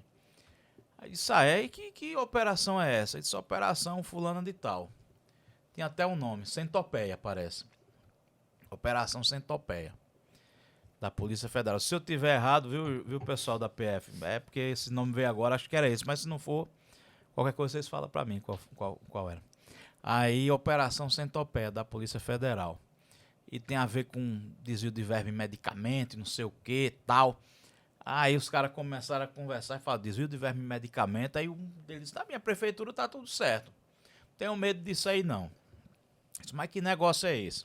Disse, não, o advogado, ele falou que o sogro dele conhece um delegado lá e que cada um envolvido, se pagar X mil reais, na época, Marcelo, é uma quantia muito grande. E grande parte pagou. Grande parte pagou. Conheço. Aí disse 150 mil, parece, por cabeça. Aí, quem pagar, ele retira da operação. Eu era advogado, isso foi em 2007, eu acho, por ali. Fui consultado na época por 3 clientes, mas nenhum dos 3 pagaram, não. Muito bem, você acertou no seu aconselhamento. Eu era um advogado jovem, em 2007 eu tinha 5 anos de advocacia. E aí o advogado velho, que foi comigo, que me convidou, ainda me deu um moral grande, que ele disse, Cleto, o que é que você acha? Aí eu disse, eu acho que isso é golpe. Aí ele perguntou por quê? Aí eu disse, olha, pela pouca experiência que eu tenho, mas que a gente já tinha vindo ali da Gabiru, né, você vê qual é a estrutura de uma operação dessa, é uma mega estrutura. Vem policiais do país inteiro. Caras que às vezes nem se conhecem entre si. Ninguém controla. Delegados diferentes, né? Assim, vem cara de fora e tal. Eu disse, olha, como é que um carinha de Alagoas vai ter, assim, uma influência sobre policiais federais do Brasil inteiro, de diferentes lugares, delegados de diferentes lugares? Eu acho que isso é golpe. Aí, disse, eu também acho. Aí terminou essa família de políticos dizendo, então ninguém vai pagar nada não. E aí um falou, e se a gente for preso? Aí disse, aí tá aí o advogado que vai defender. Você não tá tranquilo com a sua prefeitura? Disse, eu com a minha tô, o outro com a minha também tô, com a minha também tô. Então pronto. E depois, anos depois, eu conversando com um sujeito político desse partido, eu disse, rapaz, eu lembro de um caso que o cara falou o seu nome, que disse que o advogado assim e tal. Aí ele disse, eu não paguei, doutor Cleto. Aí eu disse, pagou? Ele disse, paguei. Aí eu disse, e aí? Ele disse, nada, procurei tanto esse sujeito, e ele na casa da sogra, na casa de não sei quem, se escondendo, e eu terminei deixando pra lá. Não é porque eu vi que eu não ia receber mesmo, aí toquei a minha vida pra frente. Mas muita gente pagou. Muita gente pagou. Existe sempre, a mente do ser humano é pródiga. Rapaz, depois do que eu passei por essa e por pouco eu não caí, graças a Deus era numa seara. O único erro deles foi tratado de direito criminal. Se fosse outra Se fosse outra matéria, matéria, talvez eu tivesse caído. um eleitoral, um tributário, Qualquer outra matéria, contratual. qualquer outra matéria, talvez eu tivesse caído. Doutor, eu tô comprando uma área de terras aqui, né? É. E queria que o senhor fizesse um contrato. O erro só foi o ramo do direito. Cara, você escapou fedendo, hein? Muita sorte. Agora não pude deixar de rir muito, né? Porque essa é um golpe clássico. Depois é tipo aquele Hoje clássico. hoje clássico. Na época, não. Inovador, né? É. Eu não me recordo certo, mas eu acho que ali nós estávamos em 2006, Por ali. 2007. É, Então, naquele momento, se a gente voltar no tempo, mais de 15 anos atrás, é. isso não era Muita uma gente coisa cairia. divulgada. Depois eles passaram a telefonar para os velhinhos e dizer: o senhor é aposentado e tal, tem uma diferença para o senhor receber do INSS? Minha mãe Né? recebeu quando viva e quase cai. A sorte é que nesse dia eu cheguei na casa dela. Se o senhor, o senhor tem 40 mil para receber, 10 mil, 30 mil, Tem que pagar as tem custas. que pagar. Era R$2.000, eu me lembro como hoje. Olha, o senhor vá na caixa agora e tira um extrato da sua conta. Um saldo, alguma coisa assim. Aí tava lá, saldo bloqueado. Pronto, se o senhor depositar hoje, a gente libera pro senhor amanhã. E muita gente caiu. Como diz a turma, né? O golpe tá aí, cai quem quer. Hoje é mais fácil, você tem informação, você tem a possibilidade de ter acesso, por exemplo, até hoje consegue. Eu estava indo a semana passada para Delmiro Gouveia e quando menos espero, tocou aqui Daniel Felipe no meu telefone. Atendi, nada. Tava indo com o meu menino, com o Henrique, eu digo: Henrique, olha aqui o telefone. Quando ele abre, as mensagens. Oi, tudo bom, Marcelo? Eu digo: não é Daniel, é golpe. Porque não chama de Marcelo. Já chega daí. Aí começou a dar corda. No final das contas, o cara disse: você pode me ajudar? Eu digo: diga que tá com o dinheiro dele em espécie e que entrega a ele. Aí o cara continuou respondendo. Disse: como é que a gente pode fazer? Eu digo: que eu tô na Polícia Federal. Venha pegar aqui. Aí quando disse que eu tô na Polícia Federal, o cara ficou mudo. É. Aí eu botei no áudio, eu digo: vigarista, como é que você ainda liga pros outros pra fazer isso? Tá vendo que ninguém quer mais? Eu digo: bloqueia pra ele não usar minha foto. Mas certamente usou, né? É impressionante. Hoje, quase todo dia, a gente vê amigos no Instagram divulgando. Clonaram meu... Eu já divulguei. Eu tive uma há muito tempo atrás e que eu não sabia o que fazer. Eu digo: a melhor forma que você tem é divulgar. Hoje eu já nem divulgo. E diga a todo mundo a mesma coisa. Eu digo: a chance de eu pedir dinheiro a alguém é zero. É zero. Se eu precisar, eu peço ao banco. Então... É zero. Eu também disse: olha, pra mim nunca fizeram não, mas se chegar... E se alguém pagar, se responsabilize que eu não vou mais ressarcir. Ano passado eu em viagem, minha sogra caiu, eu ainda ressarci, mas não mais. Com os amigos mais próximos, igual: ó, se pedir meu nome, dê, porque eu sou mesmo que eu tô liso, tô sem dinheiro, viu? É brincadeira essa turma, hein? Ô Marcelo, me fala mais alguma coisa aí, cara, de alguma ação pancada aí, algum tipo de demanda que família, algum caso polêmico. Rapaz, a área de família, Cleto, eu inclusive ensinei direito de família e gostava de brincar sempre: quando se casa é ai meu bem, quando se separa é ai meus bens. E os bens é geralmente a parte de patrimônio, a parte financeira e os filhos. E é uma área que hoje, pessoalmente, atuo muito pouco. O escritório atua, temos grandes colegas lá que fazem a área de família, mas eu atuo muito pouco. Até porque, se você observar, é justamente aquele direito, não menosprezando, mas é um direito negocial. E eu fui criado, fui forjado para o litigioso, para o contencioso. Eu gosto da briga, eu gosto do riste, eu gosto da sentença, eu gosto do julgamento do tribunal, do recurso. Penso no processo chegando a Brasília. Então, e como é um direito que é por demais enaltecedor o que está acontecendo hoje, inclusive com algumas situações novas agora, trazendo a figura da constelação, trazendo mediação, né? Alguns institutos novos. Mas como a minha formação foi mais do litígio, eu terminei me afastando um pouco do direito de família, assim como aconteceu também um pouco com o direito do trabalho. Eu acho que não foi apenas o destino que terminou me direcionando mais para a justiça eleitoral e para a justiça estadual, mas a forma do que termina acontecendo, a parte mais amistosa, consensual, a busca da autossolução do conflito, apesar de ser uma coisa que engrandece por demais, terminou me afastando um pouco. Me diz uma coisa, assim, hoje, o que é que tu faz assim no teu escritório que alguém vai ver você fazendo com as próprias mãos. Assim, esse aqui é o Marcelo que vai cuidar. Tudo. Eu continuo fazendo da mesma forma. Mas qual matéria mais você pega mesmo? Eu trabalho de todos. Hoje, na verdade, eu trabalho pouco no direito de trabalho, mas eventualmente ainda faço alguma coisa. Trabalho pouco no direito tributário, mas faço alguma coisa. No previdenciário, quando chega às vezes defesas, notadamente quando envolve recolhimento de contribuições, que tem mais um viés tributário, termino fazendo, mas não faço o previdenciário do dia a dia, que a gente tem grandes nomes aqui em Alagoas, e atuo muito pouco no direito de família. Mas no demais, de A a Z. Tipo, é fácil o cara te ver fazendo um contrato. Tudo, faço de tudo. E como na área criminal, eu não escrevo na área criminal, mas eu continuo sustentando, notadamente no pleno do Tribunal de Justiça. Traça uma estratégia. E às vezes com coisas que para mim parecem um bicho. Por exemplo, eu tive há 2 anos e meio atrás a sustentação no recebimento de denúncia e depois, quando do julgamento da denúncia de um prefeito, e tinha uma discussão sobre quebra de cadeia de custódia. E consegui entrar na minha cabeça o que era a quebra da cadeia de custódia, mas é sempre num viés mais processual. Entendi. Então tu se vê assim meio mais processualista. E na verdade, Cleto, eu sou de uma época onde o generalista, a função do generalista é que determinava. E talvez eu tive um grande exemplo, e continuo tendo um grande exemplo, para mim, do advogado mais completo do Brasil, e que, à exceção do direito de trabalho e previdenciário, ele atua em todas as áreas com a grande maestria, que é Dr. Nabor Bulhões. É uma figura que eu já tive a oportunidade, inclusive, de tratar com clientes numa seara muito específica tributária. E me perdoem, Paulo de Barros Carvalho, Sacha Calmon, Isabel Dese, mas ele, para mim, é um tributarista de escola. Como atua nas outras áreas, sem igual. É a forma de compreensão do direito que ele tem, né?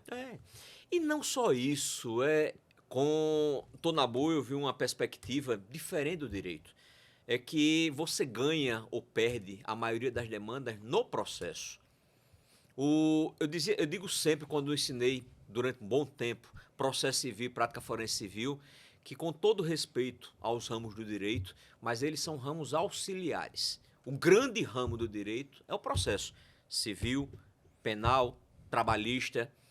Ali, o direito material você pode pegar no livro, você pode pegar na jurisprudência, mas se você não tiver o entendimento do processo, e, por exemplo, se você olhar as demandas que eu atuo, notadamente na estadual, 50% a 60% são resolvidas processualmente. E o que eu gosto de fazer é defender.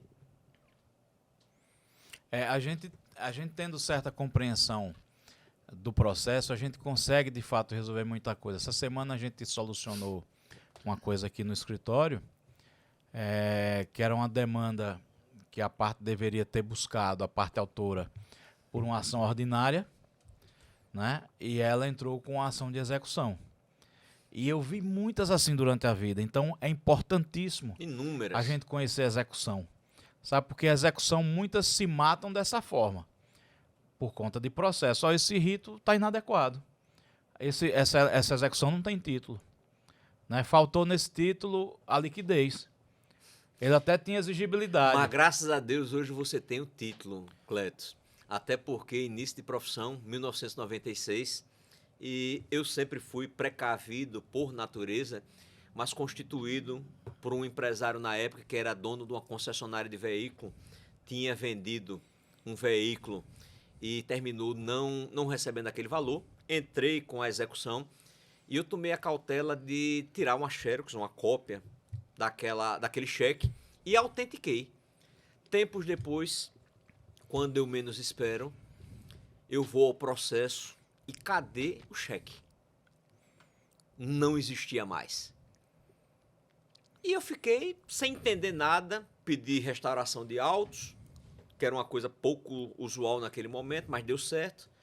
E o colega, já uma pessoa de um pouco mais idade do que eu, já no finalzinho de vida, ele disse: rapaz, eu cometi um ato de incontinência e eu tenho que te contar. Eu digo: pois não, doutor, hoje já falecido, disse: os melhores honorários que eu ganhei na minha vida foi contra você. Eu digo: por quê? Ele disse: você entrou com a execução contra fulano e tal e eu não tinha outra alternativa. Fui olhar o processo no cartório, até porque não me liberaram o processo, E eu também não queria tirar, para não ter suspeita, mas eu encontrei o cheque lá. E a forma que eu tinha de ganhar a demanda foi engolindo o cheque. Arranquei o cheque e engoli. Cara, isso foi com você, Marcelo. Essa é uma demanda folclórica demais, que até tem um enfeite da história que diz, ó, quando a escrivã pegou o processo, estava todo babado. O advogado tinha comido o cheque. E uma figura não está mais entre a gente aqui, hoje é de saudosa memória, mas terminei na restauração de autos resolvendo. E restaurou o crédito. Restaurei o crédito. Que impressionante, Marcelo. Essa história eu sempre achava que era mentira. Não, mas não é folclore não, essa é verdadeira. Que o advogado foi lá, pegou os autos, folheou e comeu. Hoje nós não temos mais essa possibilidade. Essa possibilidade. É. Impressionante. Mas no passado essa história. existia. Este mesmo cliente, Cleto, me deu os maiores e mais perigosos honorários da minha vida. Por quê? Recebi no escritório um outro carro vendido e não pago. E o doutor Zé Areias, trabalhava com ele, disse, vamos notificar. Aí, notifiquei. E eu não entendi por quê. Doutor Areias, não, você pode assinar. Não sabia quem era o ator, não conhecia. Aí mandei a correspondência para o interior do estado de Alagoas, Alto Sertão. E quando menos espero, uma semana depois, eu recebo uma ligação. Doutor fulano, pro escritório. A secretária disse, ó, senhor fulano de tal quer falar. Eu digo, pois não. Disse, olha, eu tô com um problemazinho de saúde, não pude ir receber sua notificação, tive uns contratempos, mas eu quero pagar. Você pode vir aqui na minha terra? Fazenda tal. Aí me dirigi pro interior do estado, doido atrás de dinheiro. Inocentemente. 22 anos de idade. E aí fui. Quando cheguei lá, eu digo, onde é que fica a fazenda do senhor fulano de tal? O senhor vai ter que andar 3 quilômetros aqui no barro. Aí entrei na fazenda, cheguei lá 9 e pouco da manhã. Quando menos espero, disse, fulano, você tá aqui, coisa boa, vamos tomar um cafezinho e começamos. Aí me disse, porque tem um gadinho aqui, e começou a contar a história de vida dele. E me perguntou, disse, o senhor tem alguma família aqui no interior?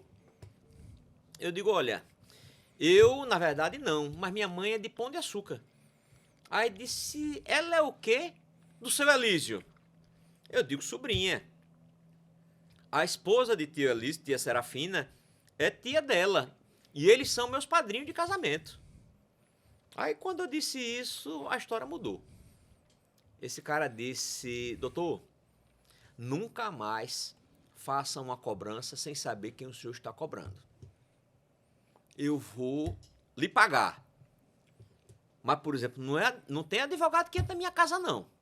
Aí me pagou o principal, me pagou os honorários e disse, vou pedir para os meus meninos aqui lhe levar até a cidade. E foram os 2 quilômetros, 3 quilômetros mais longos da minha vida. Tensão pura. Tensão pura. Porque eu digo, rapaz, vamos fazer alguma coisa comigo. Eu andava no barro a 70, 80. E não são as estradas de barro de hoje.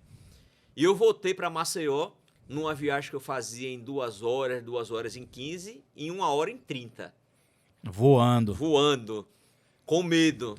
Mas são as experiências de vida.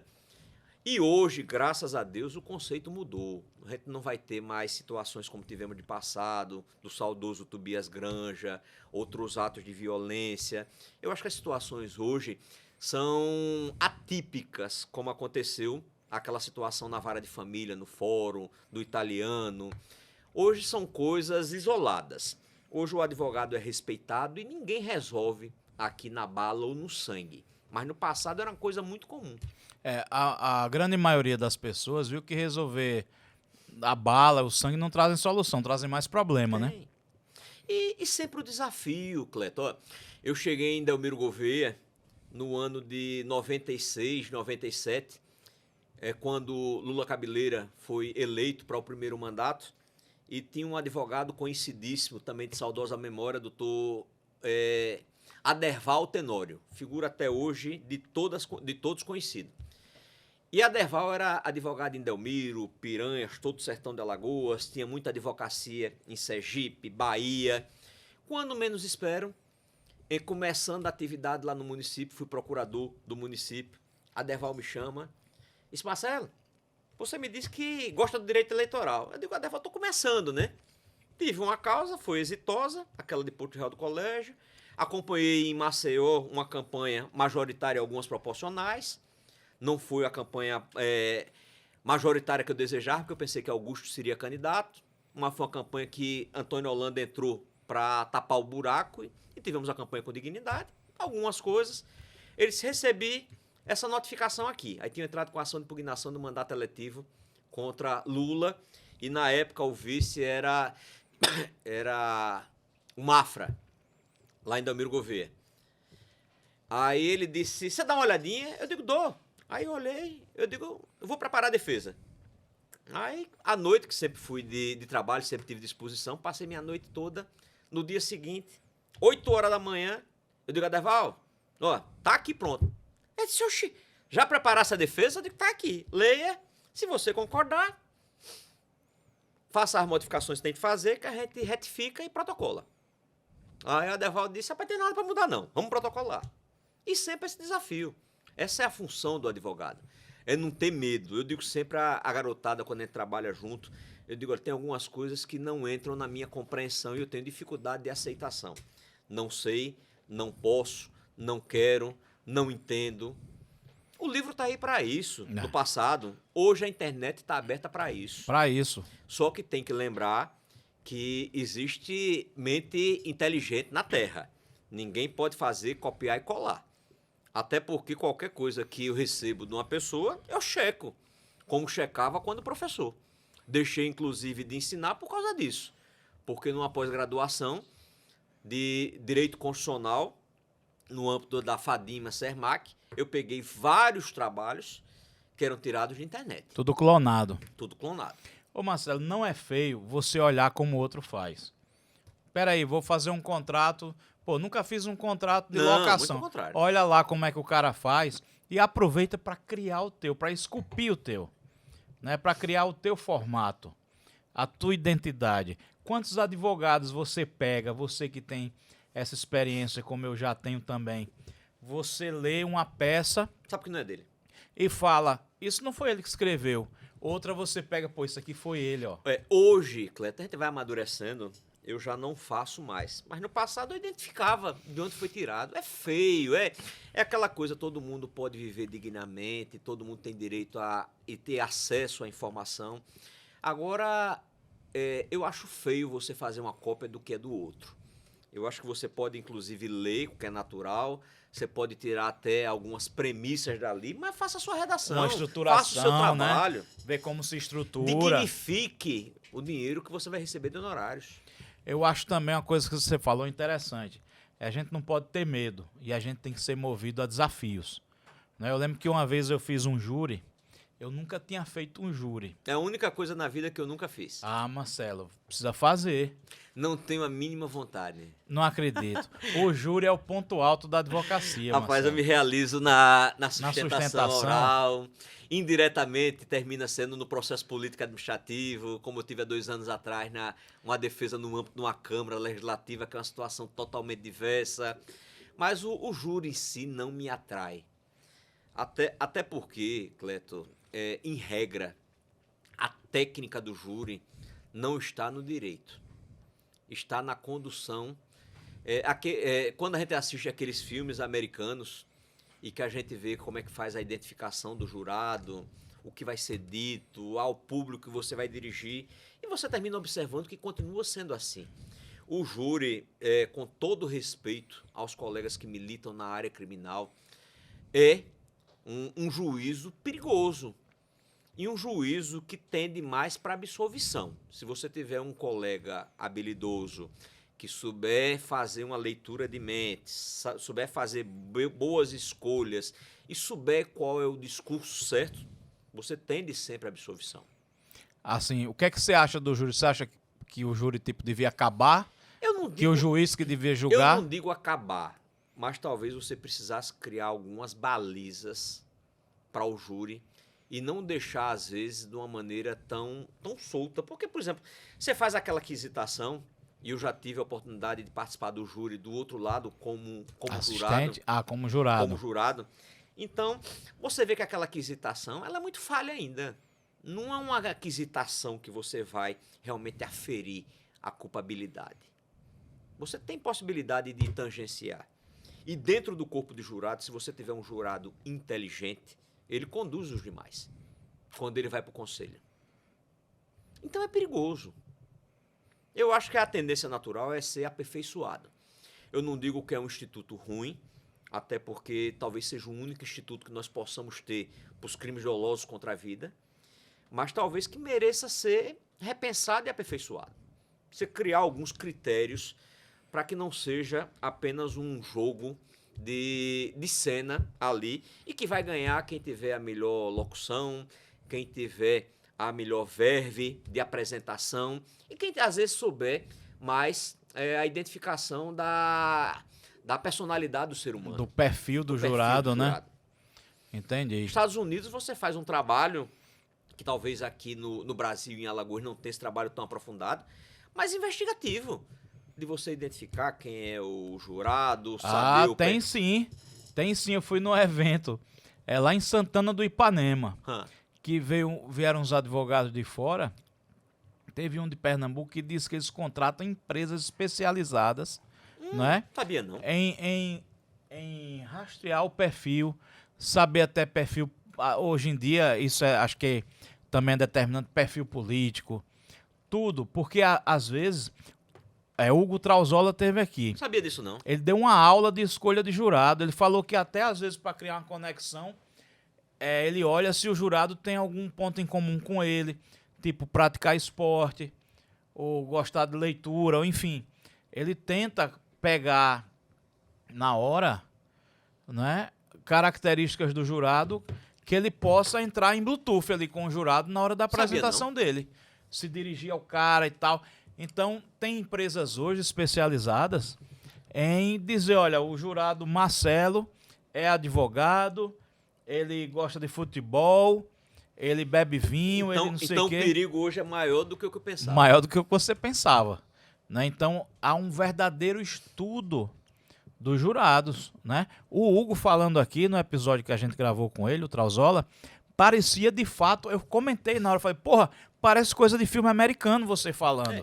Porque essa leitura você faz, Cleto, naturalmente quando um julgamento. Notadamente quando você está numa instância superior.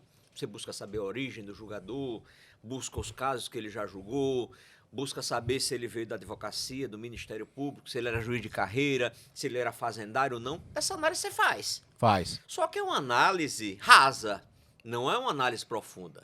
Quando você contrata uma empresa para fazer uma análise dessa, é perigosa. É perigoso. O advogado lá de Recife, ele disse que ele tem um bunker lá, um QG, né, um apartamento que ele vai com o time dele para se internar ali, porque vão dormir ali, tomar banho ali, se alimentar ali, cópia dos autos para todo mundo, se for auto eletrônico, cada um lá na sua tela, e vão estudar, vão pesquisar, vão criar estratégia, eles se isolam para fazer um júri. Sabia não. E tem uma consultoria que vai dizer para ele, ó, esses jurados são assim, né? Ou seja, ó, é mulher, professora, ou é médica, sei lá.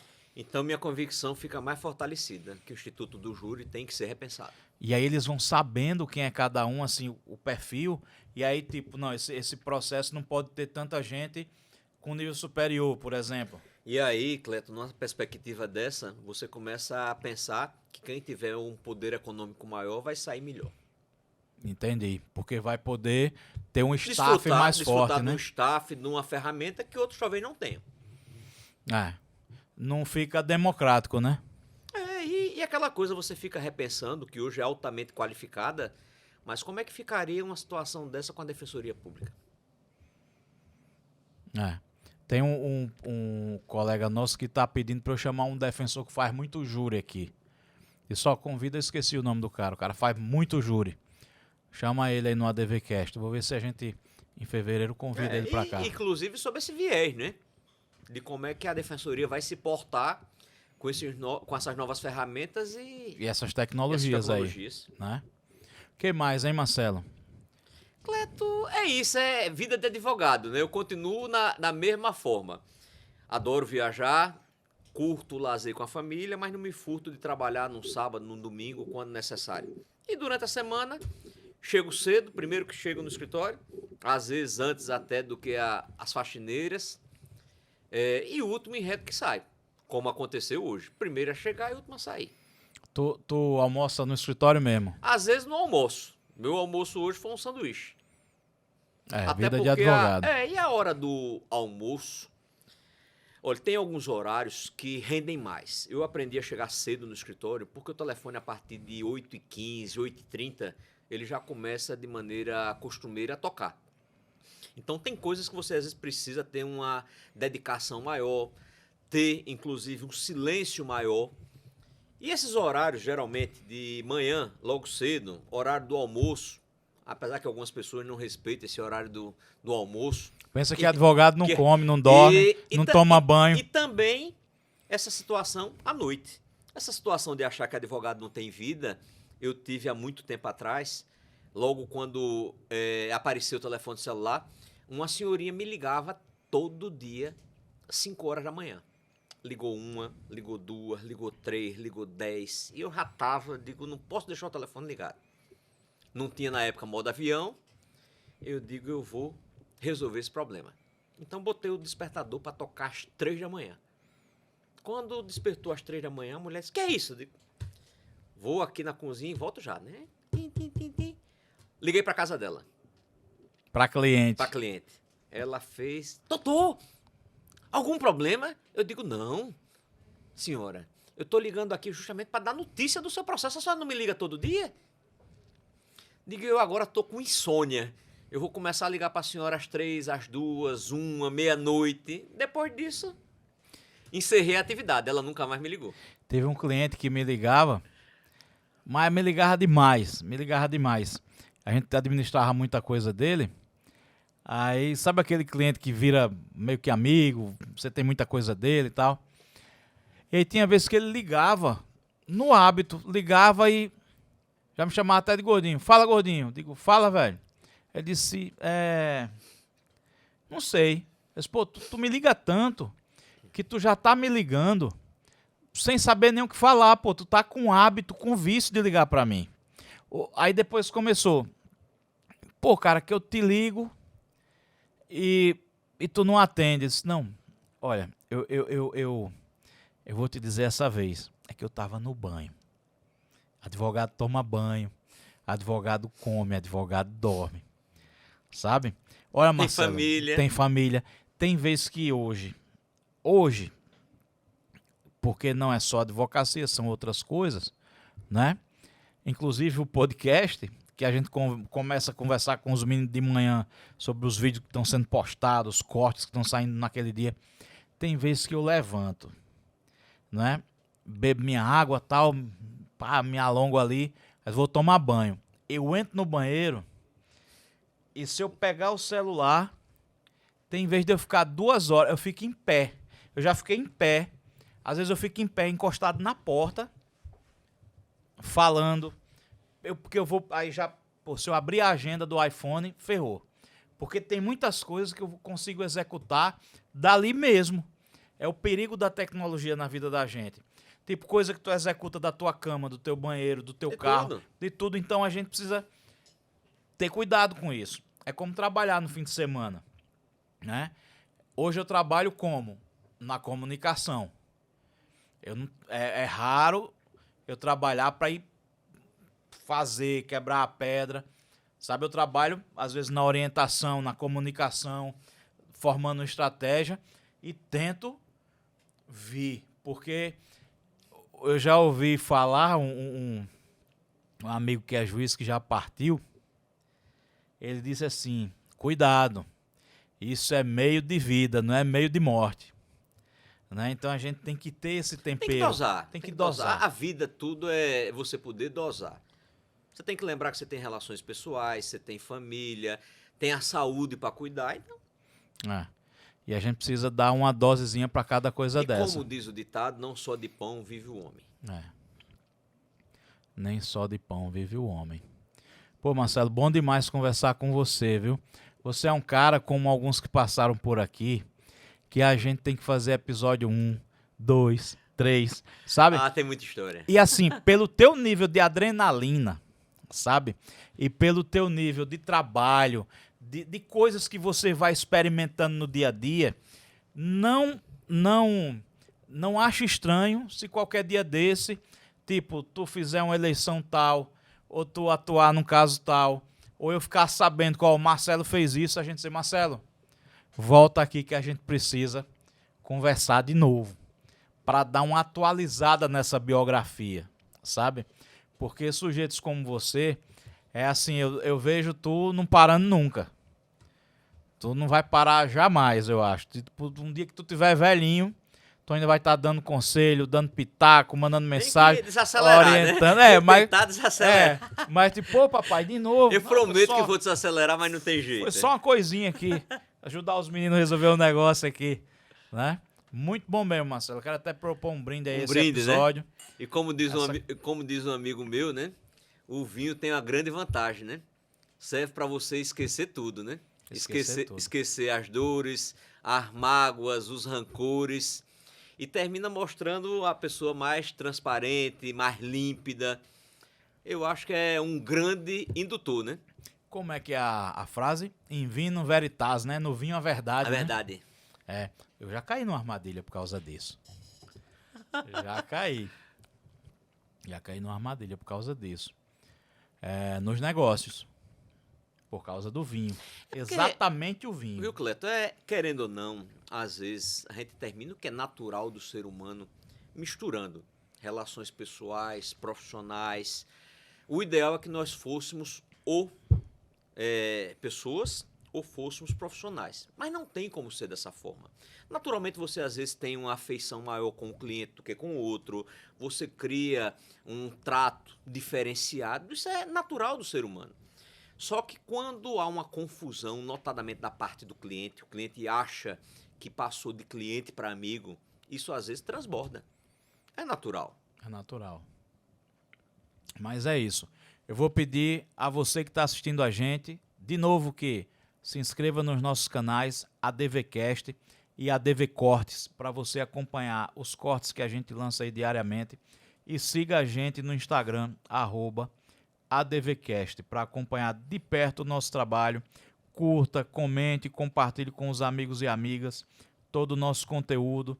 Sigam a gente, sigam o Marcelo Brabo e siga Brabo Magalhães, o escritório de advocacia do Marcelo. É um escritório que já tem 20 anos, né, Marcelo? Na verdade, temos há um pouco mais. A gente é do ano de 2000, vamos fazer agora 22 anos. Pronto. É porque ainda continuamos no símbolo comemorativo dos 20 anos. Dos 20 anos. Daqui a Que é o pouco, marco. 25, né? Se Deus quiser, vai chegar lá com todo sucesso, cada vez mais eleições e principalmente com mais história para contar aqui no ADVcast. Eleições, eu não sei se mais tantas, pelo menos em relação a mim, né? Já estou um pouco cansado de... Até porque eleição, a gente às vezes tem eleições, como tivemos no passado, de você não dormir. Dormir meia hora, 1 hora, e no outro dia tá inteiro. Hoje, o que é natural, a idade, ao tempo, já vai trazendo um cansaço. E a gente vai mudando um pouco o conceito. Eu talvez no direito eleitoral esteja voltando um pouco no tempo e a gente sendo mais seletivo. Não apenas em relação ao cliente, mas às próprias demandas. Mas a seletividade é natural, né? Mas eu digo sempre hoje em relação a tudo. É claro que tem algumas coisas que você tem uma obrigação funcional, contratual, mas hoje eu só assino o que eu acredito. Eu não boto mais a assinatura no que eu não acredito. É claro que tem algumas situações que são novas, que são diferentes, vanguardistas, às vezes não consolidadas, mas o homem não pode ter medo. Mas eu só gosto de assinar hoje o que eu acredito. E somos movidos a desafios. A desafios, Marcelo. sempre. É isso aí. Obrigado, Marcelo.